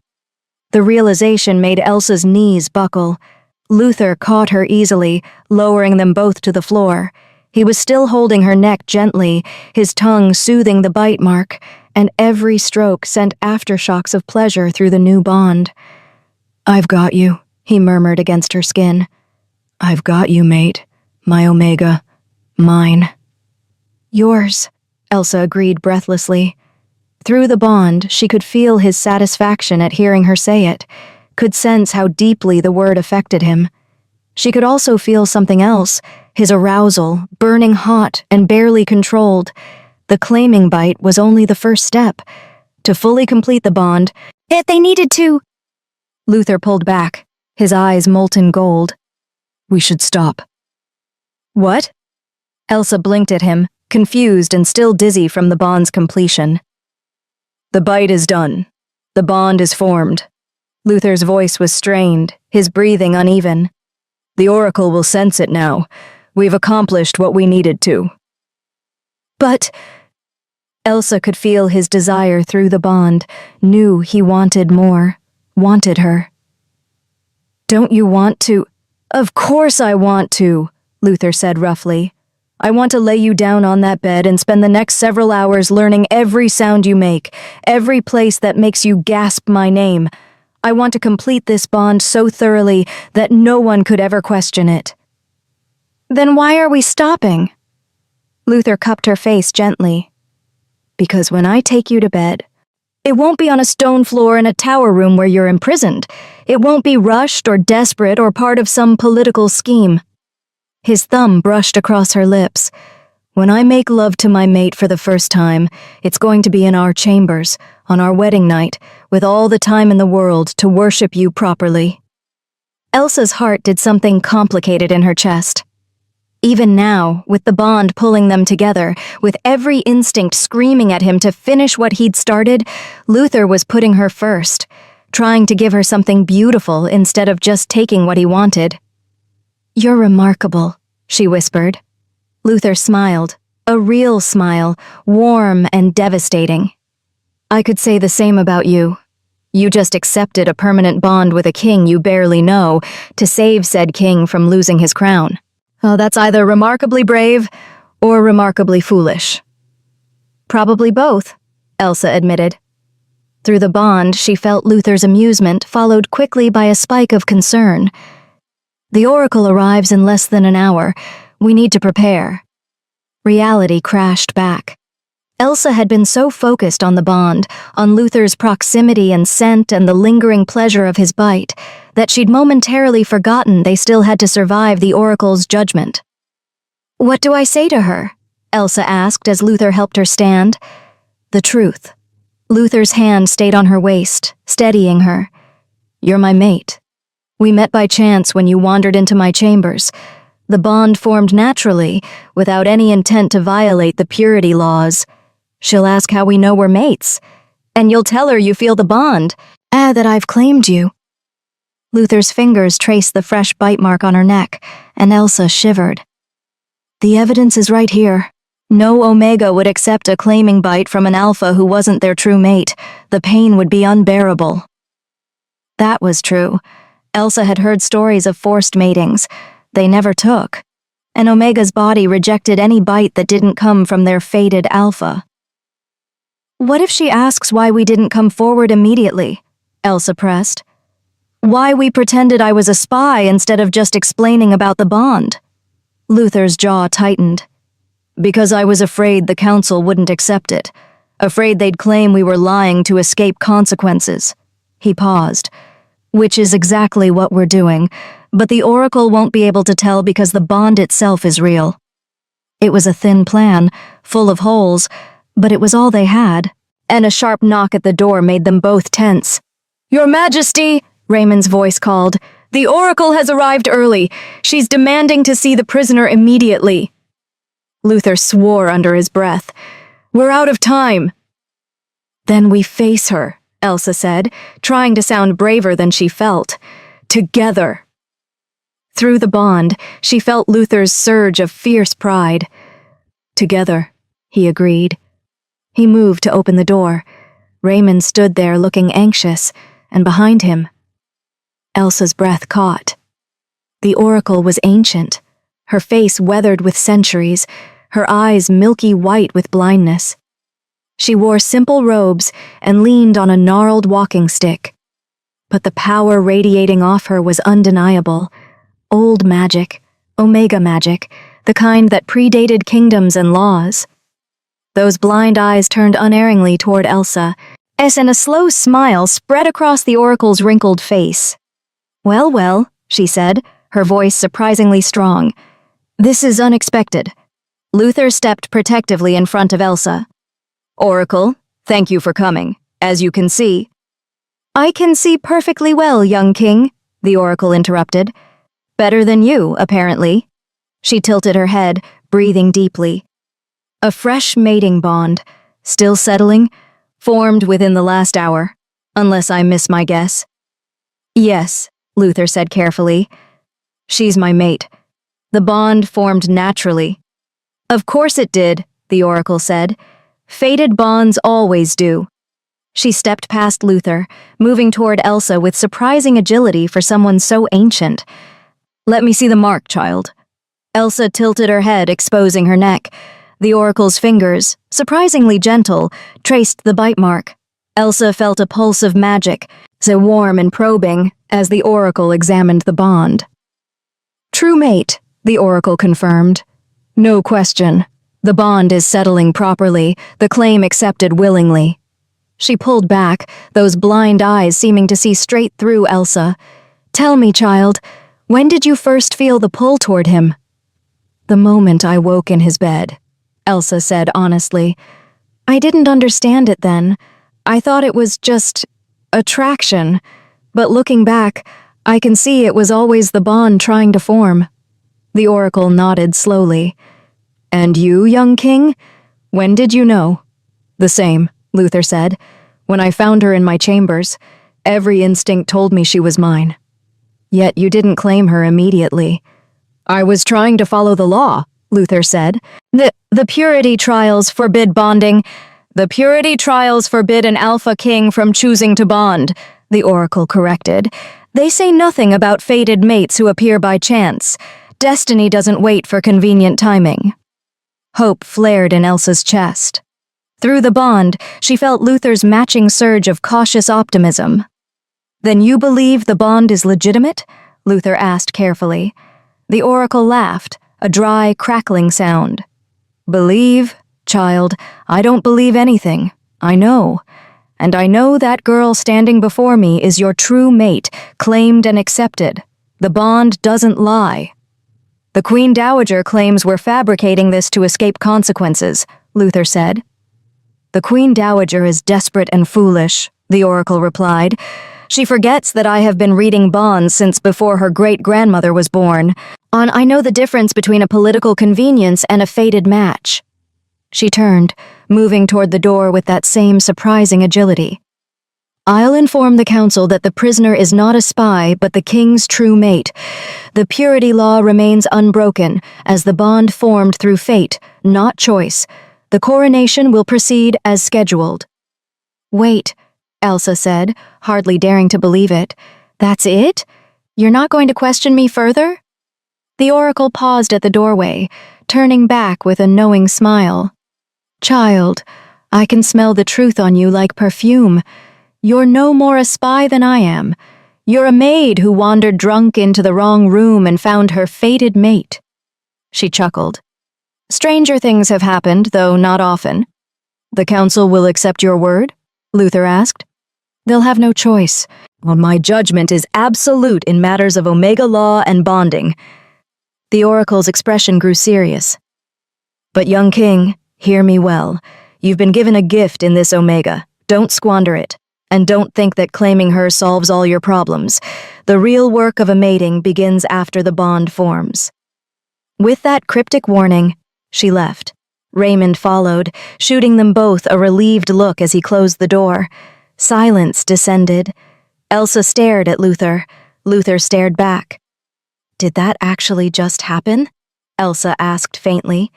Through the bond, she felt Luther's shock giving way to incredulous relief. I think we just survived." "The oracle believed us." "The oracle confirmed the bond is real," Luther corrected. "Which it is.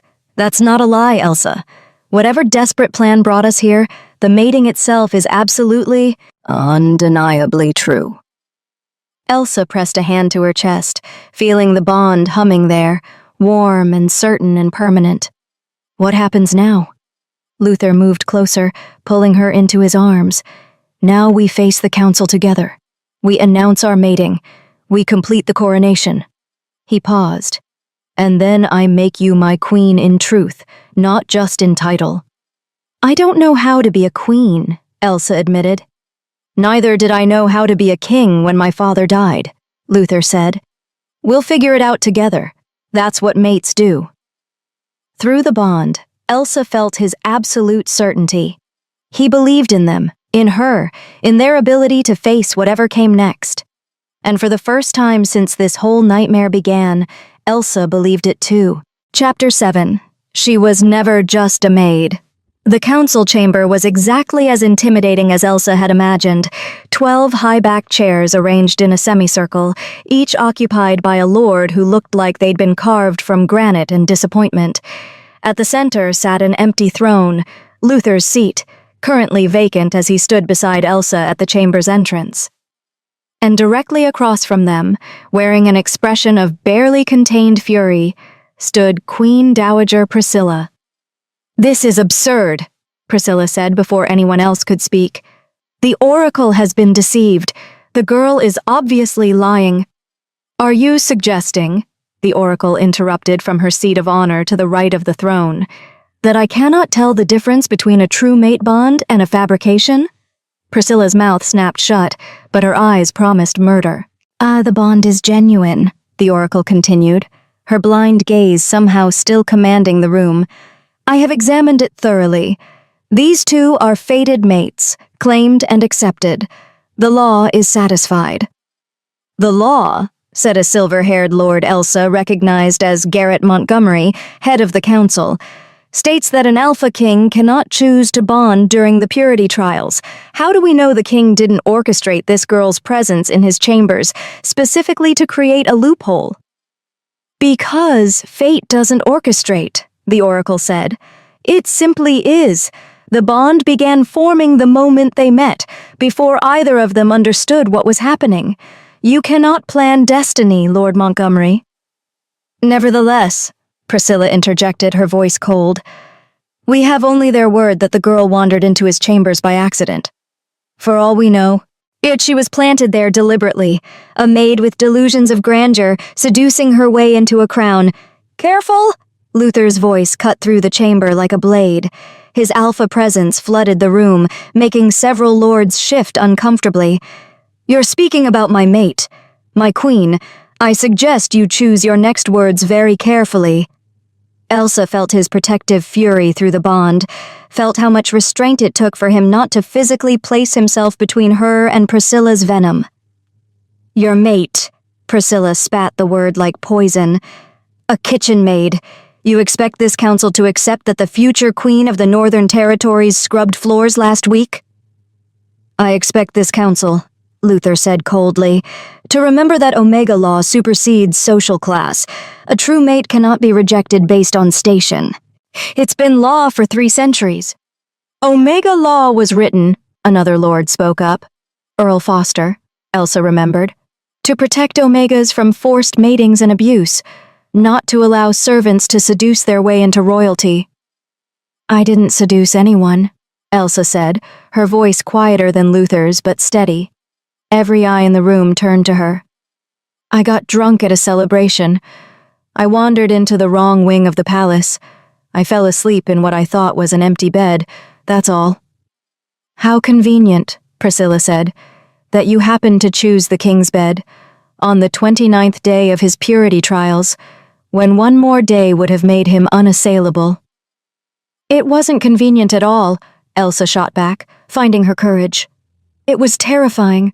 I woke up wrapped in the arms of the most powerful alpha in 5 kingdoms, expecting to be executed. Well, if I'd been trying to seduce him, don't you think I would have done a better job of it?" Several lords actually smiled at that. Even Garrett Montgomery's stern expression softened slightly. "The Oracle has confirmed the bond's authenticity," Montgomery said, "and Omega law is clear. A true mate bond cannot be rejected, regardless of the circumstances that brought the mates together." He looked at Priscilla. "Do you have evidence to the contrary? Proof that the bond is false?" "I have common sense," Priscilla snapped. "This girl appeared at the exact moment to undermine the purity trials." "The purity trials remain unbroken," the Oracle interrupted. "The king did not choose to bond. Fate chose for him. The law recognizes the distinction." "Then the law is flawed," Priscilla said. The chamber erupted in shocked murmurs. "You didn't question the law. Not openly. Not in council." Montgomery's voice cut through the noise. "Queen Dowager, you overstep. The law has stood for centuries. It will not be overturned based on your personal grievances." "My personal grievances?" Priscilla's voice rose. "My stepson has made a mockery of everything his father built. His reforms have weakened our kingdom, emboldened our enemies, and now he parades a maid as his queen, and you all simply accept it?" "We accept," Montgomery said firmly. "The Oracle's judgment and the law, both are clear. The bond is legitimate. The purity trials stand unbroken. King Luther will be crowned tomorrow as planned." "With that creature at his side?" Priscilla gestured at Elsa. Luther moved then, not threatening but deliberate. He stepped forward, placing himself between Elsa and Priscilla's pointed finger. "You will not," he said quietly, dangerously, "speak of my mate that way again. Queen Dowager or not, you are a guest in my court. Act like it, or find yourself a new residence." The room went absolutely silent. Priscilla stared at Luther, shock and fury warring on her face. "You would exile me? Your father's widow?" "My father is dead," Luther said flatly. "And you have spent the past 6 months attempting to undermine my rule, conspiring with council members to have me declared unfit, and now openly insulting my mate in front of the entire council." His voice dropped lower. "Consider this your only warning. Accept the Oracle's judgment and my mating, or leave the palace. Your choice." Priscilla looked around the chamber, clearly searching for allies. But the lords who'd supported her before were carefully avoiding her gaze. The Oracle's word was absolute, and even Priscilla's most loyal supporters wouldn't contradict it openly. "This isn't over," Priscilla said finally. "You may have your crown tomorrow, but enjoy it while it lasts. A maid queen will never be accepted by the other kingdoms. Your precious reforms will crumble when they refuse to negotiate with a servant." "Elsa is not a servant anymore," a new voice said. Everyone turned to the oracle, who was smiling that knowing smile again. "She hasn't been," the oracle continued, "for quite some time. Tell them, child. Tell them who you really are." Elsa's blood ran cold. What was the oracle talking about? Through the bond, she felt Luther's confusion matching her own. "I don't understand," Elsa said carefully. Don't you?" The oracle stood, moving toward Elsa with that uncanny accuracy despite her blindness. "You've worked in this palace for 7 years, child. 7 years in the kitchens, scrubbing and serving. Did you never wonder why you, specifically, were kept so close to the royal family?" Elsa's throat tightened. "I was orphaned. The palace took me in, gave me work." "The palace protected you," the oracle corrected, "on the orders of the late king himself. Tell me, what do you remember of your life before the palace?" "Nothing," Elsa admitted. "I was 15 when I arrived. The servants who brought me said my family died in a fire, that I'd been traumatized, couldn't remember anything before." The oracle nodded. "And in 7 years you never questioned that story? I never wondered why a king would personally order protection for a random orphan?" Elsa's heart was pounding. "What are you saying?" "I'm saying," the oracle replied, "that you are no maid, Elsa Moses. That name is a fabrication, given to hide you from those who would have seen you dead alongside your true family." The chamber was utterly silent. "Her true family?" Luther asked, his voice tight. Through the bond, Elsa felt his protective instincts screaming at him to shield her from whatever revelation was coming. The oracle turned her blind eyes toward Luther. "Surely you know the story, young king. 16 years ago, the Silverwood Pack, one of the most powerful Omega bloodlines in the realm, was massacred. The entire family wiped out in a single night by assassins." Elsa's knees went weak. She'd heard that story. Everyone had. It had been a scandal that rocked 5 kingdoms, an ancient Omega family slaughtered for their political influence. "The official story," the oracle continued, "was that no one survived. But that wasn't quite true, was it? One child lived, a 7-year-old Omega girl, hidden by loyal guards before the assassins arrived." "No," Elsa breathed. I'm not." "You are," the oracle said gently. "You are Flora Silverwood, last surviving daughter of the Silverwood Pack. Your family was murdered to prevent a political alliance they were negotiating. You were smuggled to safety, your identity erased, and placed under royal protection." The room was spinning. Elsa felt Luther's arm come around her waist, holding her upright.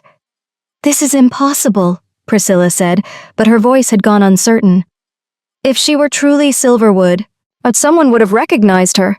"She was 7 years old when she disappeared," the oracle said. 15 when she resurfaced as a palace maid. Children change, and who looks closely at servants?" She paused. "But the blood doesn't lie. I can smell it on her. Old Omega magic, the kind the Silverwood line was famous for." "Why?" Elsa managed. "Why tell me this now?" The oracle smiled sadly. "Because you needed to know before tomorrow. Before you stand beside your mate and accept a crown." She turned to address the full council. The question was whether a maid could be queen. That question is now moot. Elsa is not a maid. She is the last heir of the Silverwood Pack, a bloodline older and more distinguished than half the families in this chamber. The implications crashed over Elsa like a wave. She wasn't nobody. Wasn't a random servant who'd gotten lucky. She was royalty, Montgomery said slowly. By blood, if not by title. Exactly, the oracle confirmed. The Silverwood Pack held lands, titles, and political power across 3 kingdoms, all of it forfeit when the line was thought to have died out, but with a living heir. She trailed off meaningfully. "Those lands and titles could be reclaimed," another lord finished. "Making her," Garrett Montgomery said, looking at Elsa with new eyes, "a very politically advantageous match for our king." Priscilla made a strangled sound of fury. "Is this true?" Luther asked the oracle quietly. "All of it?" "Every word," the oracle confirmed. "The late king knew.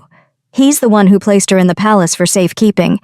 He intended to reveal her identity when she came of age, but he died before he could arrange it. She looked at Luther. Your father may have been many things, but he honored his debts. He owed the Silverwood family a life debt.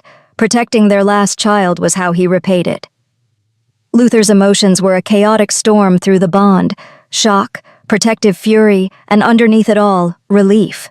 Relief that Elsa wouldn't face scorn for her origins, that their mating wouldn't weaken his political position. Elsa felt that relief and wanted to laugh hysterically. Yesterday, she'd been a maid. This morning, she'd become a mate. And now, apparently, she was the lost heir to a murdered, noble family. I don't remember, she whispered. I don't remember any of it. My family, my life before, it's all gone. Trauma does that, the oracle said kindly. Your mind protected you by burying the memories. Perhaps. In time, they'll return. Or perhaps not. It doesn't matter. You are who you are, regardless of what you remember. This changes everything, Montgomery said. A Silverwood heir, mated to our king. The political implications are for another day, Luther interrupted firmly. His arm tightened around Elsa's waist. Right now, my mate has just learned her entire life was a lie. I think that's quite enough revelations for one morning. He looked at Montgomery. Is the council satisfied? Do we have your support for tomorrow's coronation? Montgomery glanced around the chamber. One by one, the lords nodded. Some enthusiastic, some reluctant, but all in agreement. The council recognizes your mate bond, Montgomery said formally, and acknowledges Elsa. He paused. What name will you take, my lady? Silverwood or Moses? Elsa's mind was still reeling. I don't know. Moses is the only name I remember being. Then keep it, the oracle said, or take a new one entirely. Queens often do. You could be Elsa Ellison if you choose your mate's name, or Elsa Silverwood if you wish to honor your bloodline. The choice is yours. Elsa Ellison, Elsa said, the decision surprising her even as she made it. But it felt right. She looked at Luther. If that's acceptable? Through the bond, she felt his fierce joy, his pride in her choice. More than acceptable, he said quietly. Then it's settled, Montgomery declared. Tomorrow, King Luther will be officially crowned, and Elsa Ellison, formerly of the Silverwood pack, will be recognized as his queen and mate. He looked at Priscilla. Unless there are further objections? Priscilla's face was a mask of cold fury, but she said nothing. Meeting adjourned, Montgomery said. The lords filed out, several pausing to bow respectfully to Elsa, something that would have been unthinkable an hour ago. Priscilla swept past without a word, but Elsa caught the look in her eyes. This wasn't over. The Queen Dowager might have lost this battle, but she clearly had no intention of losing the war. When the chamber finally emptied, leaving only Luther, Elsa, and the Oracle, Elsa's legs finally gave out. Luther caught her, lowering them both into the nearest chair. I don't understand, Elsa said. Why didn't anyone tell me? In 7 years, why didn't someone— Because you were safer not knowing, the Oracle said. The assassins who killed your family were never caught. As if word spread that a Silverwood heir survived, they might have come back to finish the job. Then why reveal it now? Luther asked. You've put her at risk. Now she has protection, the Oracle said, gesturing to Luther. An alpha king for a mate, a crown on her head, a kingdom's worth of guards at her disposal, and more importantly, she smiled, now she has a reason to learn what she's capable of. What do you mean? Elsa asked. The Silverwood line was known for their Omega magic, the Oracle explained. Power that manifested in times of great need. Your family could influence emotions, sense lies, even compel truth from the most hardened liar. She paused. That power is in your blood, child. It's been dormant, suppressed by trauma and ignorance. But now that you know who you are, it may wake.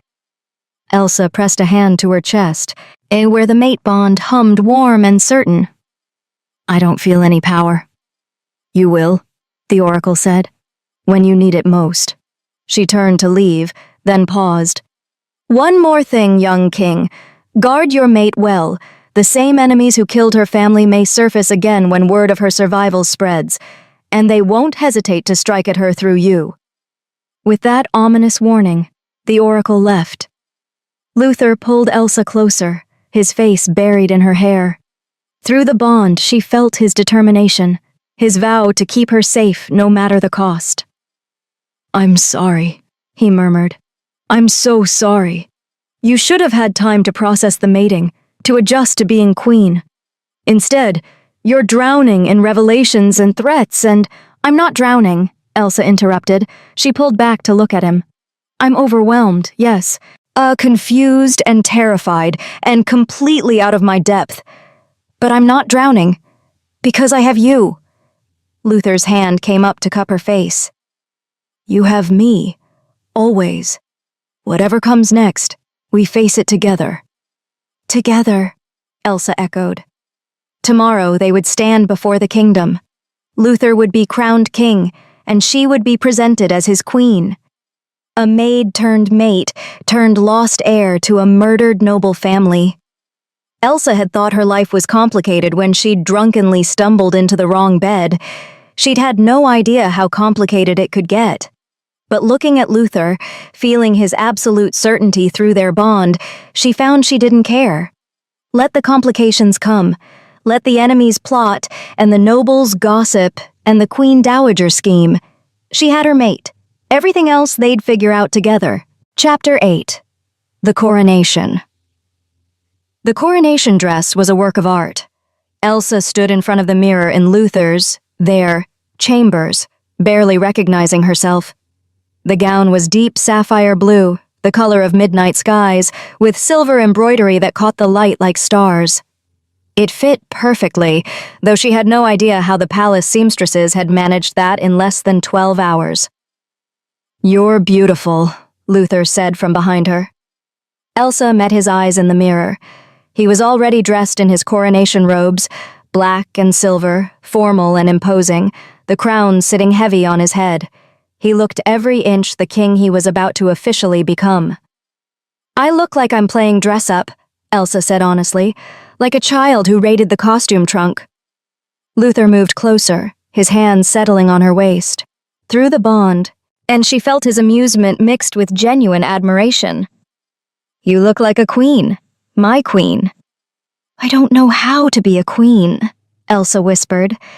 "I don't know the protocols, the etiquette, the—" She gestured helplessly at her reflection. "Any of this. Yesterday I was scrubbing floors, Luther. How am I supposed to stand in front of the entire kingdom and—" "Breathe," Luther interrupted gently. He turned her to face him. "You don't have to know everything today. You just have to stand beside me and accept the crown when it's offered. Everything else, we'll figure out together." "The other kingdoms won't accept me," Elsa said, voicing the fear that had been gnawing at her since yesterday's council meeting. Priscilla was right about that. A maid queen, even one with Silverwood blood. "Is my fated mate," Luther finished firmly. And that supersedes everything. Omega law is recognized across all 5 kingdoms. They can't reject you without rejecting the law itself. They can make things difficult, though. Let them try. Luther's voice took on an edge. I've spent 3 years rebuilding this kingdom, making it safer for Omegas, fairer for everyone. I'm not about to let a few traditionalist nobles undo that because they don't like where my mate comes from. Elsa felt his determination through the bond, felt how much he meant those words. It steadied her, that certainty, made her feel less like she was drowning. A knock at the door interrupted them. Raymond entered, looking harried. "Your Majesty, the guests are assembled. The temple is ready. It's time." Luther nodded, then looked at Elsa. "Ready?" "No," Elsa said honestly. "But let's do it anyway." Through the bond, she felt Luther's pride in her courage, even as fear churned in her stomach.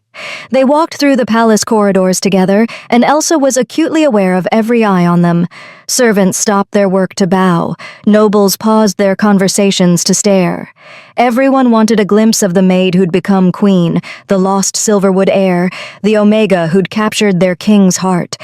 The temple was magnificent, all soaring arches and stained glass, filled with every noble family in the Northern Territories.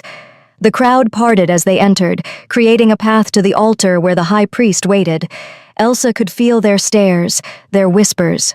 Through the bond, she felt Luther's awareness of it too, his protective instincts on high alert. "I'm here," she sent through the bond, am trying to project calmness she didn't feel. "I'm not going anywhere." Luther's hand found hers, squeezing gently. "Neither am I." The ceremony began with traditional rituals, blessings and oaths, ancient words and languages Elsa didn't recognize. She stood beside Luther, trying to look regal and composed while her heart hammered against her ribs. Then the high priest turned to her. "Elsa Ellison," he intoned, "formerly of the Silverwood Pack. Do you accept the responsibilities of queen? Do you vow to serve this kingdom, protect its people, and stand as equal partner to its king?" Equal partner, not subordinate, not decoration, partner. "I do," Elsa said, and her voice didn't shake. The high priest lifted a second crown, smaller than Luther's but no less beautiful, silver worked with sapphires that matched her dress. "Then by the power vested in me, and in accordance with Omega law recognizing true mate bonds, I crown you Queen of the Northern Territories." The crown settled on her head, surprisingly heavy. The crowd erupted, some in genuine celebration, others in polite applause that barely masked their disapproval. Elsa caught sight of Priscilla in the front row, her face a mask of cold fury. But she also saw other faces. The Oracle, smiling that knowing smile, Raymond, looking relieved, and scattered throughout the crowd, Omegas, servants and minor nobles alike, watching her with something that looked like hope. She'd gone from kitchen maid to queen. If she could do it, maybe their own circumstances weren't as fixed as they'd believed. Luther turned to face her, and the rest of the crowd faded away. He cupped her face gently, his thumb brushing across her cheek. "My queen," he said softly. "My mate. Mine." "Yours," Elsa agreed. He kissed her then, in front of the entire kingdom, and the bond flared bright between them. The celebration afterward was held in the Great Hall, tables laden with food, nobles mingling, musicians playing. Elsa sat beside Luther at the high table, trying to remember Raymond's hurried instructions about which fork to use, which nobles to acknowledge first, how to gracefully navigate conversations when she had no idea what anyone was talking about. "You're doing fine," Luther murmured, leaning close. "I nearly dropped my wine glass 3 times, Elsa whispered back. No one noticed. Everyone noticed. Through the bond, she felt his amusement. "You're laughing at me." "I'm admiring you," Luther corrected. You're handling this with far more grace than I did at my first formal dinner as king. I actually did drop my glass, on a visiting duke's lap." Despite her nerves, Elsa smiled. "You're making that up."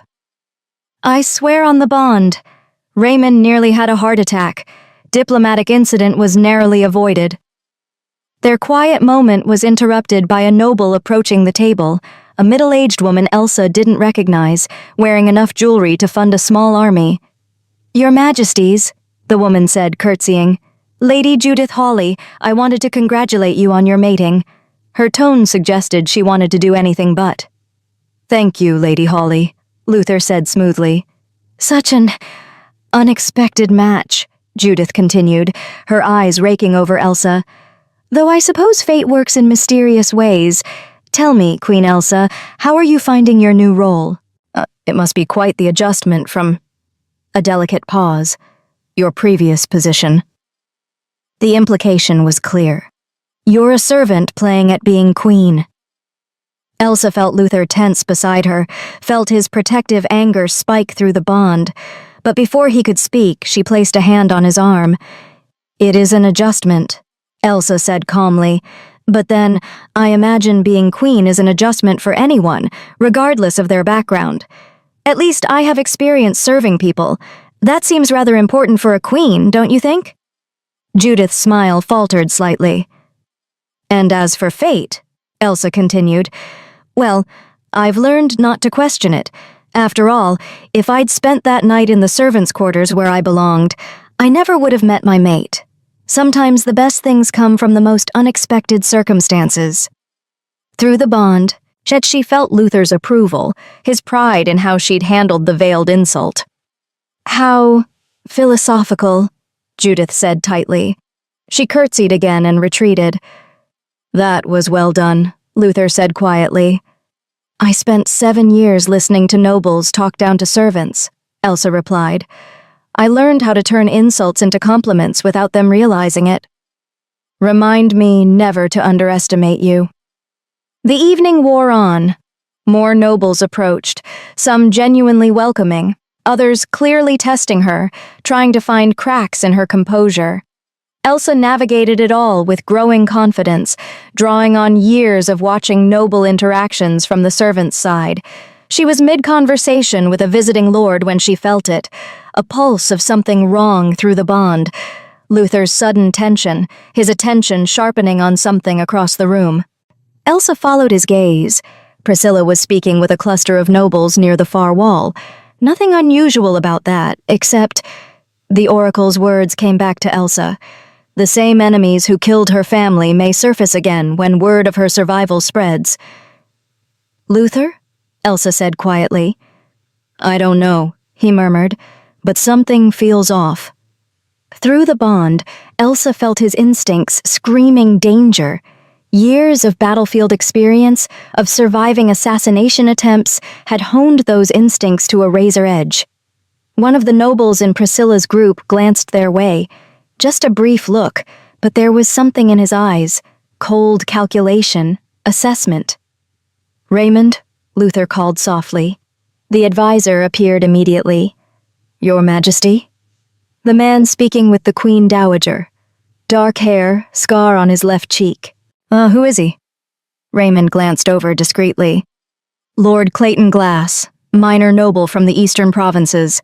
I don't recall him being on the guest list." "Find out why he's here," Luther ordered, "and increase security around the Queen, quietly." Raymond nodded and slipped away. "You think he's a threat?" Elsa asked. "I think Priscilla doesn't make alliances without reason," Luther said. "And I think it's suspicious that an uninvited noble from the eastern provinces, where your family's assassins were rumored to have originated, appears at our coronation." Elsa's blood ran cold. "You think they're here? The ones who killed the Silverwoods?" "I think we're not taking any chances." Luther stood, offering her his hand. "We're leaving. Now, before—" The explosion cut off his words. The far wall of the great hall erupted in flames and smoke. Screams filled the air as nobles scrambled away from the blast. Through the chaos, Elsa saw Priscilla slipping out a side door, Clayton Glass following. "Guards!" Luther roared, his alpha command cutting through the panic. "Evacuate the hall, now!" He pulled Elsa close, shielding her with his body as debris rained down. Through the bond, she felt his fear, not for himself, but for her. "We need to move," he said urgently. But before they could take a step, Elsa felt something shift in the air. A presence, cold and malevolent, moving through the smoke. And then she saw them. 3 figures, faces covered, weapons drawn, moving with the precision of trained killers toward the high table. Toward her. "Luther," she breathed. He'd already seen them. His hand went to the ceremonial sword at his waist, decorative but functional. "Stay behind me." "There are 3 of them. I don't care if there are 30. Luther's voice dropped to a growl. "They're not touching you." The assassins spread out, trying to flank them. Guards were pushing through the panicking crowd, but they wouldn't arrive in time. One of the assassins lunged. Luther moved with brutal efficiency, his sword meeting the attacker's blade. Metal rang against metal. The assassin was skilled, but Luther was faster, stronger, his alpha reflexes giving him the edge. But while Luther fought one, the other two circled toward Elsa. She backed away, her mind racing. She had no weapons, no training, just a heavy dress and a crown that felt absurdly out of place in a life-or-death situation. The Silverwood line was known for their Omega magic, the Oracle had said, power that manifests in times of great need. And now would be a great time, Elsa thought desperately. One of the assassins grabbed her arm. Elsa reacted on instinct, twisting away, and felt something surge through her. Power, old and wild, rushing up from somewhere deep inside. The assassin's hand spasmed, releasing her. He staggered back, his face going pale. "What?" he gasped. "What are you—" Elsa didn't understand what she'd done, but she felt it, that power humming under her skin, waiting to be used. The second assassin lunged for her. This time Elsa didn't think. She just reacted. She locked eyes with the attacker and felt that power flow out of her, crashing against his mind like a wave. "Stop," she commanded. Not with words, but with something deeper, with the weight of centuries of Silverwood Omega magic. The assassin froze mid-step, his body going rigid. Through the bond, Elsa felt Luther's shock, his awareness of the power radiating from her. "Elsa, I don't know what I'm doing," she said, her voice shaking. "But I think I can hold them." Luther dispatched his opponent with a brutal efficiency, then turned to the frozen assassins. Guards finally broke through the crowd, surrounding them. "Restrain them," Luther ordered, "and find the Queen Dowager, now." As guards moved to secure the assassins, Elsa felt the power drain out of her. Her knees buckled, exhaustion hitting like a physical blow. Luther caught her before she could fall. "I've got you," he murmured. "I've got you, my queen. You're safe." But as Elsa looked around the great hall, at the destroyed wall, the panicking nobles, the unconscious assassins, she couldn't help but think safe was relative, and the real danger was just beginning. Chapter 9. The Conspiracy Unveiled. The council chamber had never felt so tense. Elsa sat beside Luther at the head of the table, still wearing her coronation dress, though it was now singed and torn at the hem. Her crown sat slightly crooked on her head. She'd been too exhausted to fix it.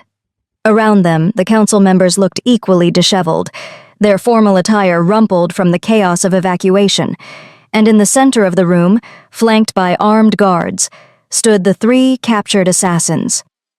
"Names," Luther commanded, his voice cold as winter. The assassins remained silent. Luther's alpha presence flooded the room, making even the guards shift uncomfortably. "I asked you a question." Still nothing. Elsa could feel Luther's frustration through the bond, his barely controlled rage at the attack. Someone had tried to kill his mate during their coronation. The insult alone was enough to warrant execution. The actual threat to Elsa made him want blood. "They won't talk through intimidation," the Oracle said from her seat. She'd arrived minutes after the attack, somehow knowing she'd be needed. "These are professionals, trained to resist Alpha command." "Then how do we get answers?" Garrett Montgomery demanded. The Oracle's blind eyes turned toward Elsa. "We ask the one person in this room they can't resist." Everyone looked at Elsa. "Me?" she asked. I barely know what I did during the attack. That power, it just happened." "Silverwood Omega magic," the Oracle explained. "Your family could compel truth, break through mental defenses, make even the strongest-willed confess their deepest secrets." She smiled. You did it instinctively when threatened. Now you need to do it deliberately." "I don't know how," Elsa protested. "You do," the Oracle insisted. "The power recognized the danger and protected you. Now it needs to serve justice. Trust your instincts." Elsa looked at Luther. Through the bond, she felt his concern for her, his reluctance to put her at risk again. But she also felt his trust, his belief that she could do this. "All right," Elsa said, standing on shaky legs. "I'll try." She approached the nearest assassin, the one who'd frozen when she'd commanded him to stop. He was young, she realized. maybe early 20s, old enough to be a trained killer, but young enough that his eyes held a flicker of fear. Elsa focused on that fear. She didn't know what she was doing, had no training in Omega magic or interrogation techniques. But she remembered what the power had felt like during the attack, that surge of certainty, of absolute command that couldn't be denied. She reached for that feeling now. "Look at me," Elsa said quietly. The assassin's eyes snapped to hers against his will. She saw the moment he tried to resist, saw his jaw clench with effort. But the silverwood magic was already flowing through her, wrapping around his mind like chains. "Who hired you?" Elsa asked. The assassin's mouth opened. He tried to stay silent. She could see the struggle on his face, but the words came anyway, dragged out by power older than kingdoms. "Queen Dowager Priscilla," he gasped. "She hired us 3 months ago, said there would be a Silverwood heir, that we needed to finish what was started 16 years ago." The council chamber erupted in shocked murmurs. "Silence," Luther commanded, and the room obeyed. He looked at the assassin. "You were hired to kill Elsa specifically?" "Yes, Your Majesty." The assassin's voice was strained, fighting the compulsion even as he answered. "The Silverwood girl. The Queen Dowager said she couldn't be allowed to live, that her bloodline was too dangerous." "Why?" Elsa asked. "Why is my family so dangerous?" "Omega magic," the assassin said. "The Silverwoods could influence minds, break alliances with a word, turn enemies into allies. Your family was building a coalition, Omega nobility from across all 5 kingdoms, working to change the laws, give Omegas real power." His voice took on a bitter edge. "The traditional houses couldn't allow it, so they paid to have your family eliminated." Elsa's stomach turned.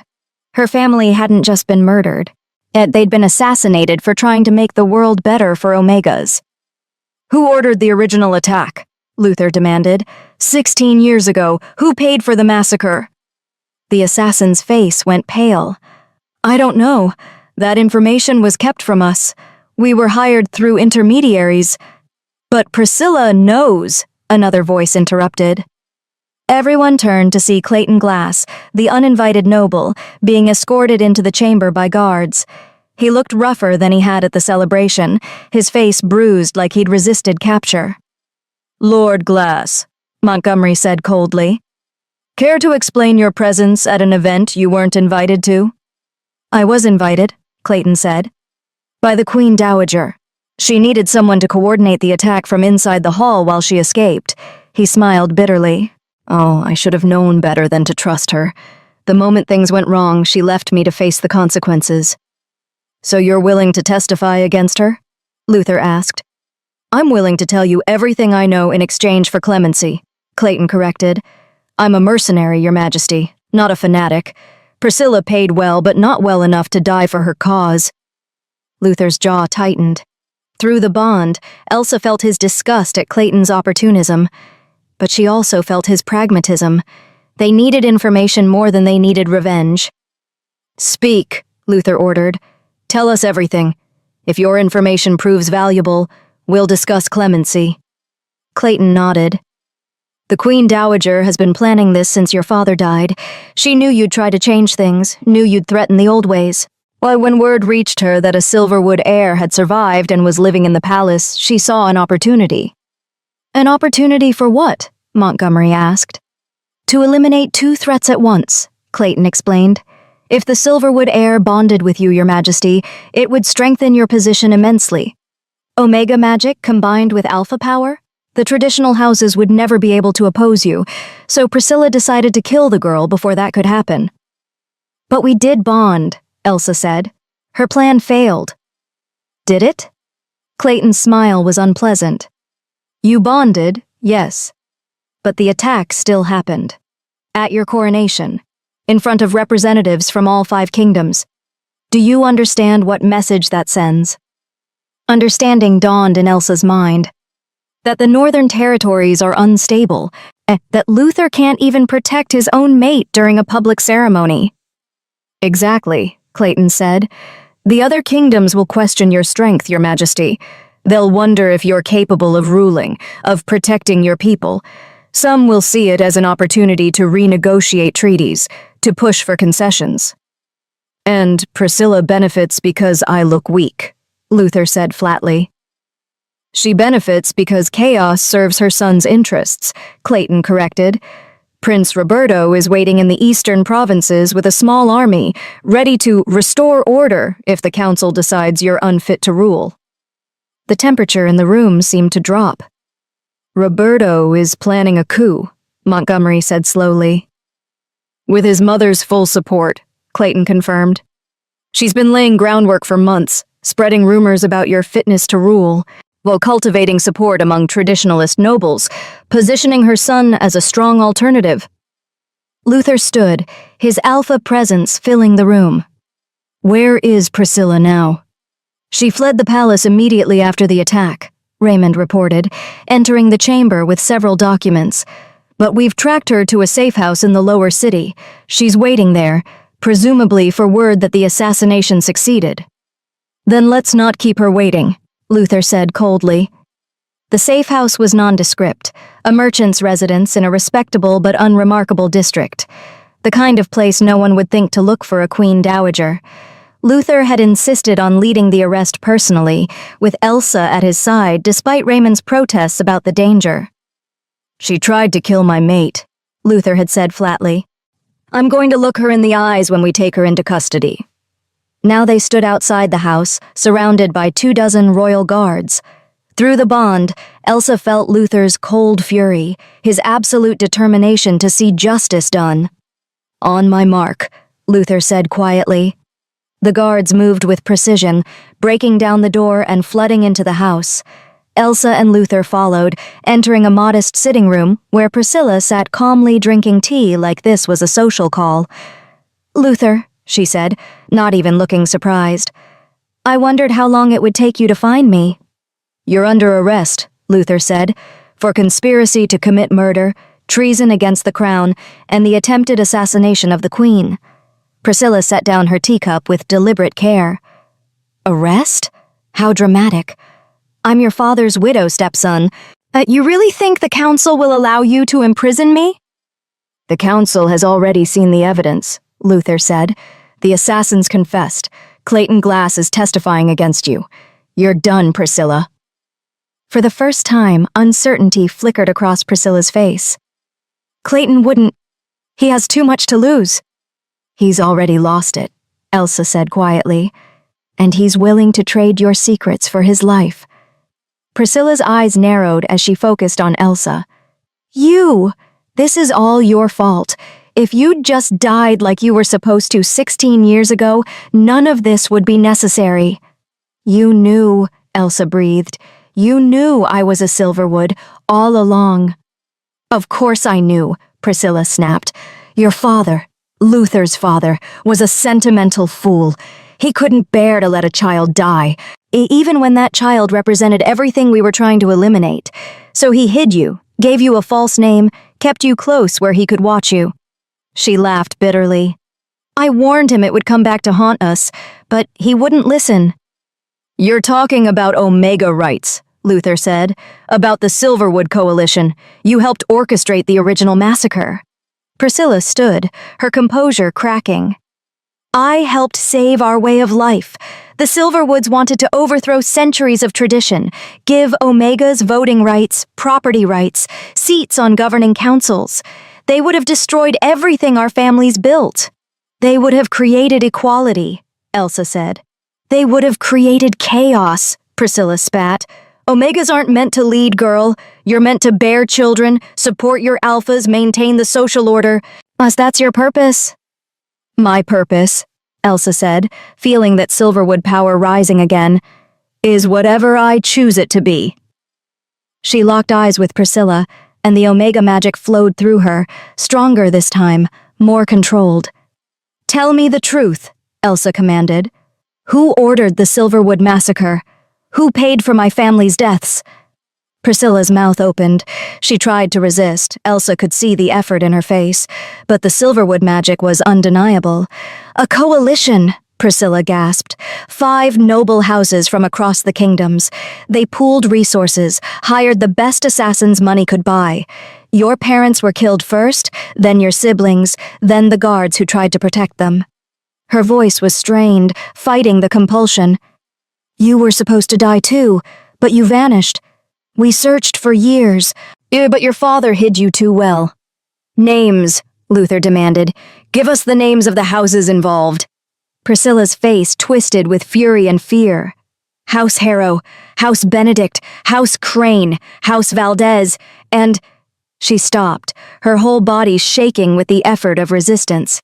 And, Elsa pressed, pushing more power through the command. And House Groves, Priscilla finished, the words torn from her. My family. I helped plan it. I helped murder your parents, your brothers, your entire bloodline, and I would do it again to protect what we've built. The silence that followed was absolute.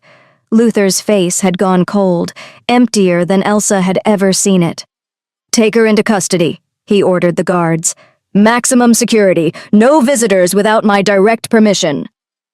As the guards moved to restrain Priscilla, she laughed. A broken, a bitter sound. You think this is over? There are still 4 other houses who want that girl dead. They'll come for her, Luther, and next time you might not be there to stop them. Then they'll learn, Luther said quietly. What happens when you threaten what's mine? The guards dragged Priscilla away, still laughing. Elsa stood frozen, processing everything she'd just learned. Her family hadn't just been murdered. They'd been systematically eliminated by a conspiracy of noble houses who saw Omega equality as a threat. And those houses were still out there, still powerful, still dangerous. Luther's arms came around her from behind, pulling her back against his chest. I won't let them hurt you, he murmured. I swear on the bond, on my crown, on my life, I won't let them touch you. There are 4 other houses, Elsa said numbly. Oh, 4 families who want me dead. How do we fight that?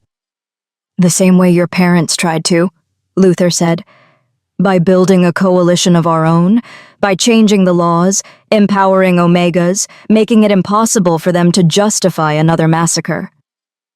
Elsa turned in his arms to face him. That could take years, decades.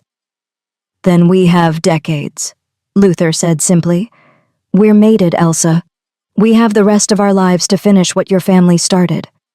Through the bond, she felt his absolute certainty. He wasn't afraid of the conspiracy, wasn't intimidated by the power arrayed against them. He was ready to fight. And so, Elsa realized, was she. Her family had died trying to create a better world for Omegas. She wouldn't let their sacrifice be in vain. Then let's build that coalition, she said. Let's finish what they started. Luther smiled, fierce and proud. That's my queen. Chapter 10. The New Beginning. 6 months later, Elsa stood at the window of the royal study, watching spring transform the palace gardens. The winter had been brutal, not just the weather, but the political storms that had followed Priscilla's arrest and the revelation of the conspiracy against the Silverwood family. But spring always came, eventually. You're thinking too hard again, Luther said from his desk, not looking up from the treaty he was reviewing. Through the bond, Elsa felt his amusement. After 6 months of being mated, they'd learned to read each other's moods with uncanny accuracy. I'm thinking the right amount, Elsa replied, moving to sit across from him. Tomorrow's vote is important. Tomorrow's vote is historic, Luther corrected, finally looking up. The Omega Rights Act will fundamentally change how all 5 kingdoms treat their Omega citizens. Of course you're nervous. Nervous was an understatement. The act, drafted over months of painstaking negotiation, would grant Omegas property rights, voting rights, and legal protections that had never existed before. It was everything Elsa's family had died fighting for. And tomorrow, the Grand Council, representatives from all 5 kingdoms, would vote on whether to adopt it. What if it fails? Elsa asked quietly. Luther stood, moving around the desk to pull her into his arms. Then we try again, and again, until it passes. You make it sound simple. It is simple. Not easy, but simple. He pressed a kiss to her temple. We don't give up. We never give up. That's what it means to finish what your family started. A knock at the door interrupted them. Raymond entered, carrying a message sealed with the royal crest of the Eastern Kingdoms. This just arrived, Your Majesties, from Queen Christina. Elsa took the message, breaking the seal. Christina Williams had assumed the Eastern throne after her father's sudden death 3 months ago, a death that many suspected was actually assassination, orchestrated by the same noble houses that had killed the Silverwoods. Christina had been their strongest ally in building support for the Omega Rights Act. An alpha queen who'd watched her own Omega mother suffer under restrictive laws, she was determined to see change happen. Elsa scanned the letter, her heart sinking. What is it? Luther asked, sensing her distress through the bond. House Benedict and House Valdez are threatening to withdraw their support if the act passes, Elsa said. They're claiming it violates traditional sovereignty, that each kingdom should decide its own Omega laws. There are 2 of the families involved in your parents' murder, Luther said flatly. Of course they're trying to block it. They have enough influence to sway the vote, Elsa said. If they convince the other traditionalist houses to join them, they won't. A new voice said from the doorway. The oracle stepped into the study, moving with that eerie precision despite her blindness. She'd become a regular visitor to the palace over the past months, helping Elsa learn to control her Silverwood magic. How can you be sure? Elsa asked. The oracle smiled. Because I've spent the last week visiting every undecided council member, reminding them of certain indiscretions that might prove embarrassing if made public. Luther's eyebrows rose. You're blackmailing the council? I prefer to think of it as providing incentive for good behavior, the oracle said serenely. The point is, tomorrow's vote will pass.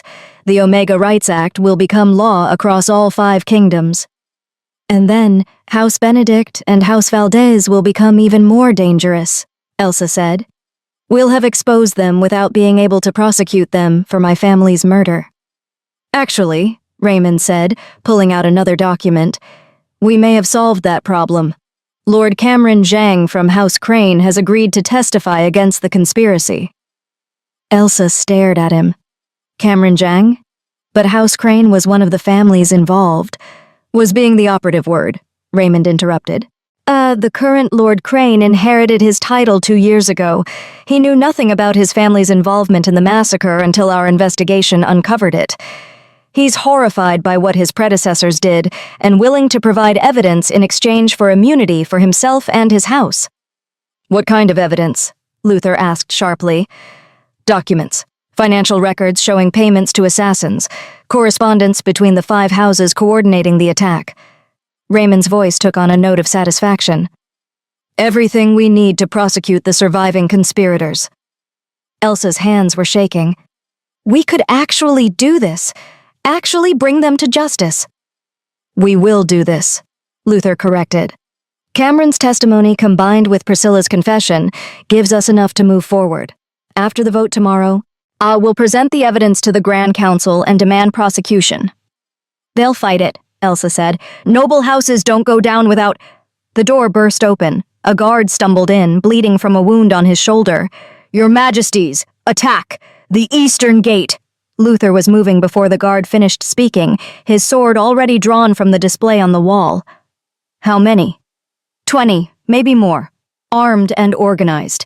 They're demanding... The guard coughed, blood on his lips. They're demanding the Queen. Through the bond, Elsa felt Luther's protective fury ignite. Raymond, evacuate the council members. Oracle, take Elsa to the secure chambers. No, Elsa interrupted. Everyone turned to stare at her. They're here because of me, Elsa said. Because I'm alive. Because the vote is tomorrow. Because we're so close to finishing what my family started. She stood, feeling that Silverwood magic humming under her skin. I'm not hiding while others fight my battles. Elsa, Luther started. I'm the last Silverwood, Elsa said firmly. I have Omega magic that can stop attackers without killing them, and I'm your queen. I don't hide. I fight. Through the bond, she felt Luther's conflict, his desperate need to protect her warring with his respect for her agency, his pride in her courage. Together, he finally said. We fight together. Elsa nodded. Together. They reached the eastern gate to find chaos. The attackers were well armed and organized, pressing hard against the palace guards. Through the melee, Elsa caught sight of familiar faces, minor nobles from houses Benedict and Valdez, along with hired mercenaries. Yeah, this wasn't a random attack. This was a coordinated assault by the conspiracy, one last desperate attempt to eliminate her before the vote could happen. Hold the line, Luther commanded, his alpha voice cutting through the chaos. The guards rallied, reinvigorated by their king's presence, but there were too many attackers, and they were too well trained. The guards were being pushed back, overwhelmed. Elsa closed her eyes, reaching for that well of Silverwood magic. Over the past 6 months, she'd learned to control it, mostly. The Oracle had taught her to channel it deliberately rather than just reacting in panic. Now she needed to use everything she'd learned. Luther, she said quietly, I need you to trust me. Through the bond, she felt his instant agreement. Always. Elsa stepped forward, moving past the guards toward the attackers. She could hear Luther shouting for her to stop, feel his terror through the bond, but she didn't waver. She locked eyes with the nearest attacker and let the Silverwood magic flow. Stop, she commanded, putting the weight of centuries of Omega power behind the word. The attacker froze mid-swing. Elsa moved to the next one. Stop. Another frozen. One by one, she moved through the attacking force, her power wrapping around their minds like silk chains. It was exhausting, each command draining more energy, but she didn't stop. The Silverwoods had been killed for this power, for the threat they represented to the old order. Elsa would show them exactly what they should have feared. The last attacker dropped his sword as Elsa's power overwhelmed his will. Silence fell over the courtyard, and broken only by heavy breathing and the clatter of dropped weapons. 20 attackers stood frozen, held in place by nothing but Elsa's will. She turned to face them all, her voice ringing clear across the courtyard. You came here to kill me, to eliminate the last Silverwood before we could change the laws that protect your power. She paused. But you're too late. Tomorrow the Omega Rights Act passes. The world you're fighting to preserve is already gone. One of the nobles, Lord Nathaniel Bowen from House Benedict, managed to speak through the compulsion. You have no right. Omegas aren't meant to— Aren't meant to what? Elsa interrupted. Lead? Fight? Decide our own futures? She smiled, though there was no warmth in it. My family died believing Omegas could be equals. I'm going to make sure they were right. She released the compulsion. The attackers collapsed, the sudden return of free will overwhelming. Palace guards moved in immediately, securing them before they could recover. Elsa swayed, exhaustion hitting her like a physical blow. Luther was there instantly, catching her before she could fall. That, he said, admiration clear in his voice, was incredible. That was terrifying, Elsa corrected, leaning heavily against him. I wasn't sure I could hold that many people at once. But you did. Luther's arms tightened around her. You protected everyone here, stopped the attack without a single death. Through the bond, Elsa felt his fierce pride, his absolute certainty that she was exactly where she belonged, not hidden away for safety, but standing beside him as an equal partner. The next day, all the Grand Council voted. Elsa sat beside Luther in the Great Hall, watching as representatives from all 5 kingdoms cast their votes. Her hands were clenched in her lap, her heart hammering. The final tally came back, 47 in favor, 12 against. The Omega Rights Act had passed. The hall erupted in mixed reactions, cheers from progressive nobles and Omega representatives, stony silence from traditionalists. But it didn't matter. The votes were counted. The law would stand. Garrett Montgomery stood to make the announcement official. By majority vote of the Grand Council, the Omega Rights Act is hereby adopted across all 5 kingdoms, effective immediately. All citizens, regardless of designation, shall have equal rights under the law. Elsa closed her eyes, feeling tears slip down her cheeks. We did it, she thought. We actually did it. And through the bond, she felt Luther's matching joy, his relief that they'd survived long enough to see this moment. After the session ended, Elsa stood in the palace gardens, needing air and quiet to process everything. The Oracle found her there. Your parents would be proud, the old Omega said, settling onto a bench beside Elsa. I wish they could have seen this, Elsa said quietly. Wish they could know their deaths weren't in vain. They know, the Oracle said with certainty. The bonds between family don't end with death. Somewhere, your parents are watching, and they're proud of the woman you've become. Elsa wiped her eyes. What happens now? The law passes, but the houses that killed my family are still out there, still powerful. Now you do what all good rulers do, the Oracle said. You build a better world, one day at a time. That you enforce the new laws, protect those who can't protect themselves, and show everyone that the change they feared is actually the progress they needed. And if the conspiracy tries again, if they send more assassins, then you'll stop them, the Oracle said simply. Just like you did yesterday. You have your mate, your crown, your magic, and most importantly, you have a cause worth fighting for that makes you far more dangerous than they ever anticipated. Footsteps approached. Luther emerged from the palace, carrying 2 glasses of wine. I thought we could use a celebration, he said, handing one to Elsa. Private, quiet, just the 2 of us.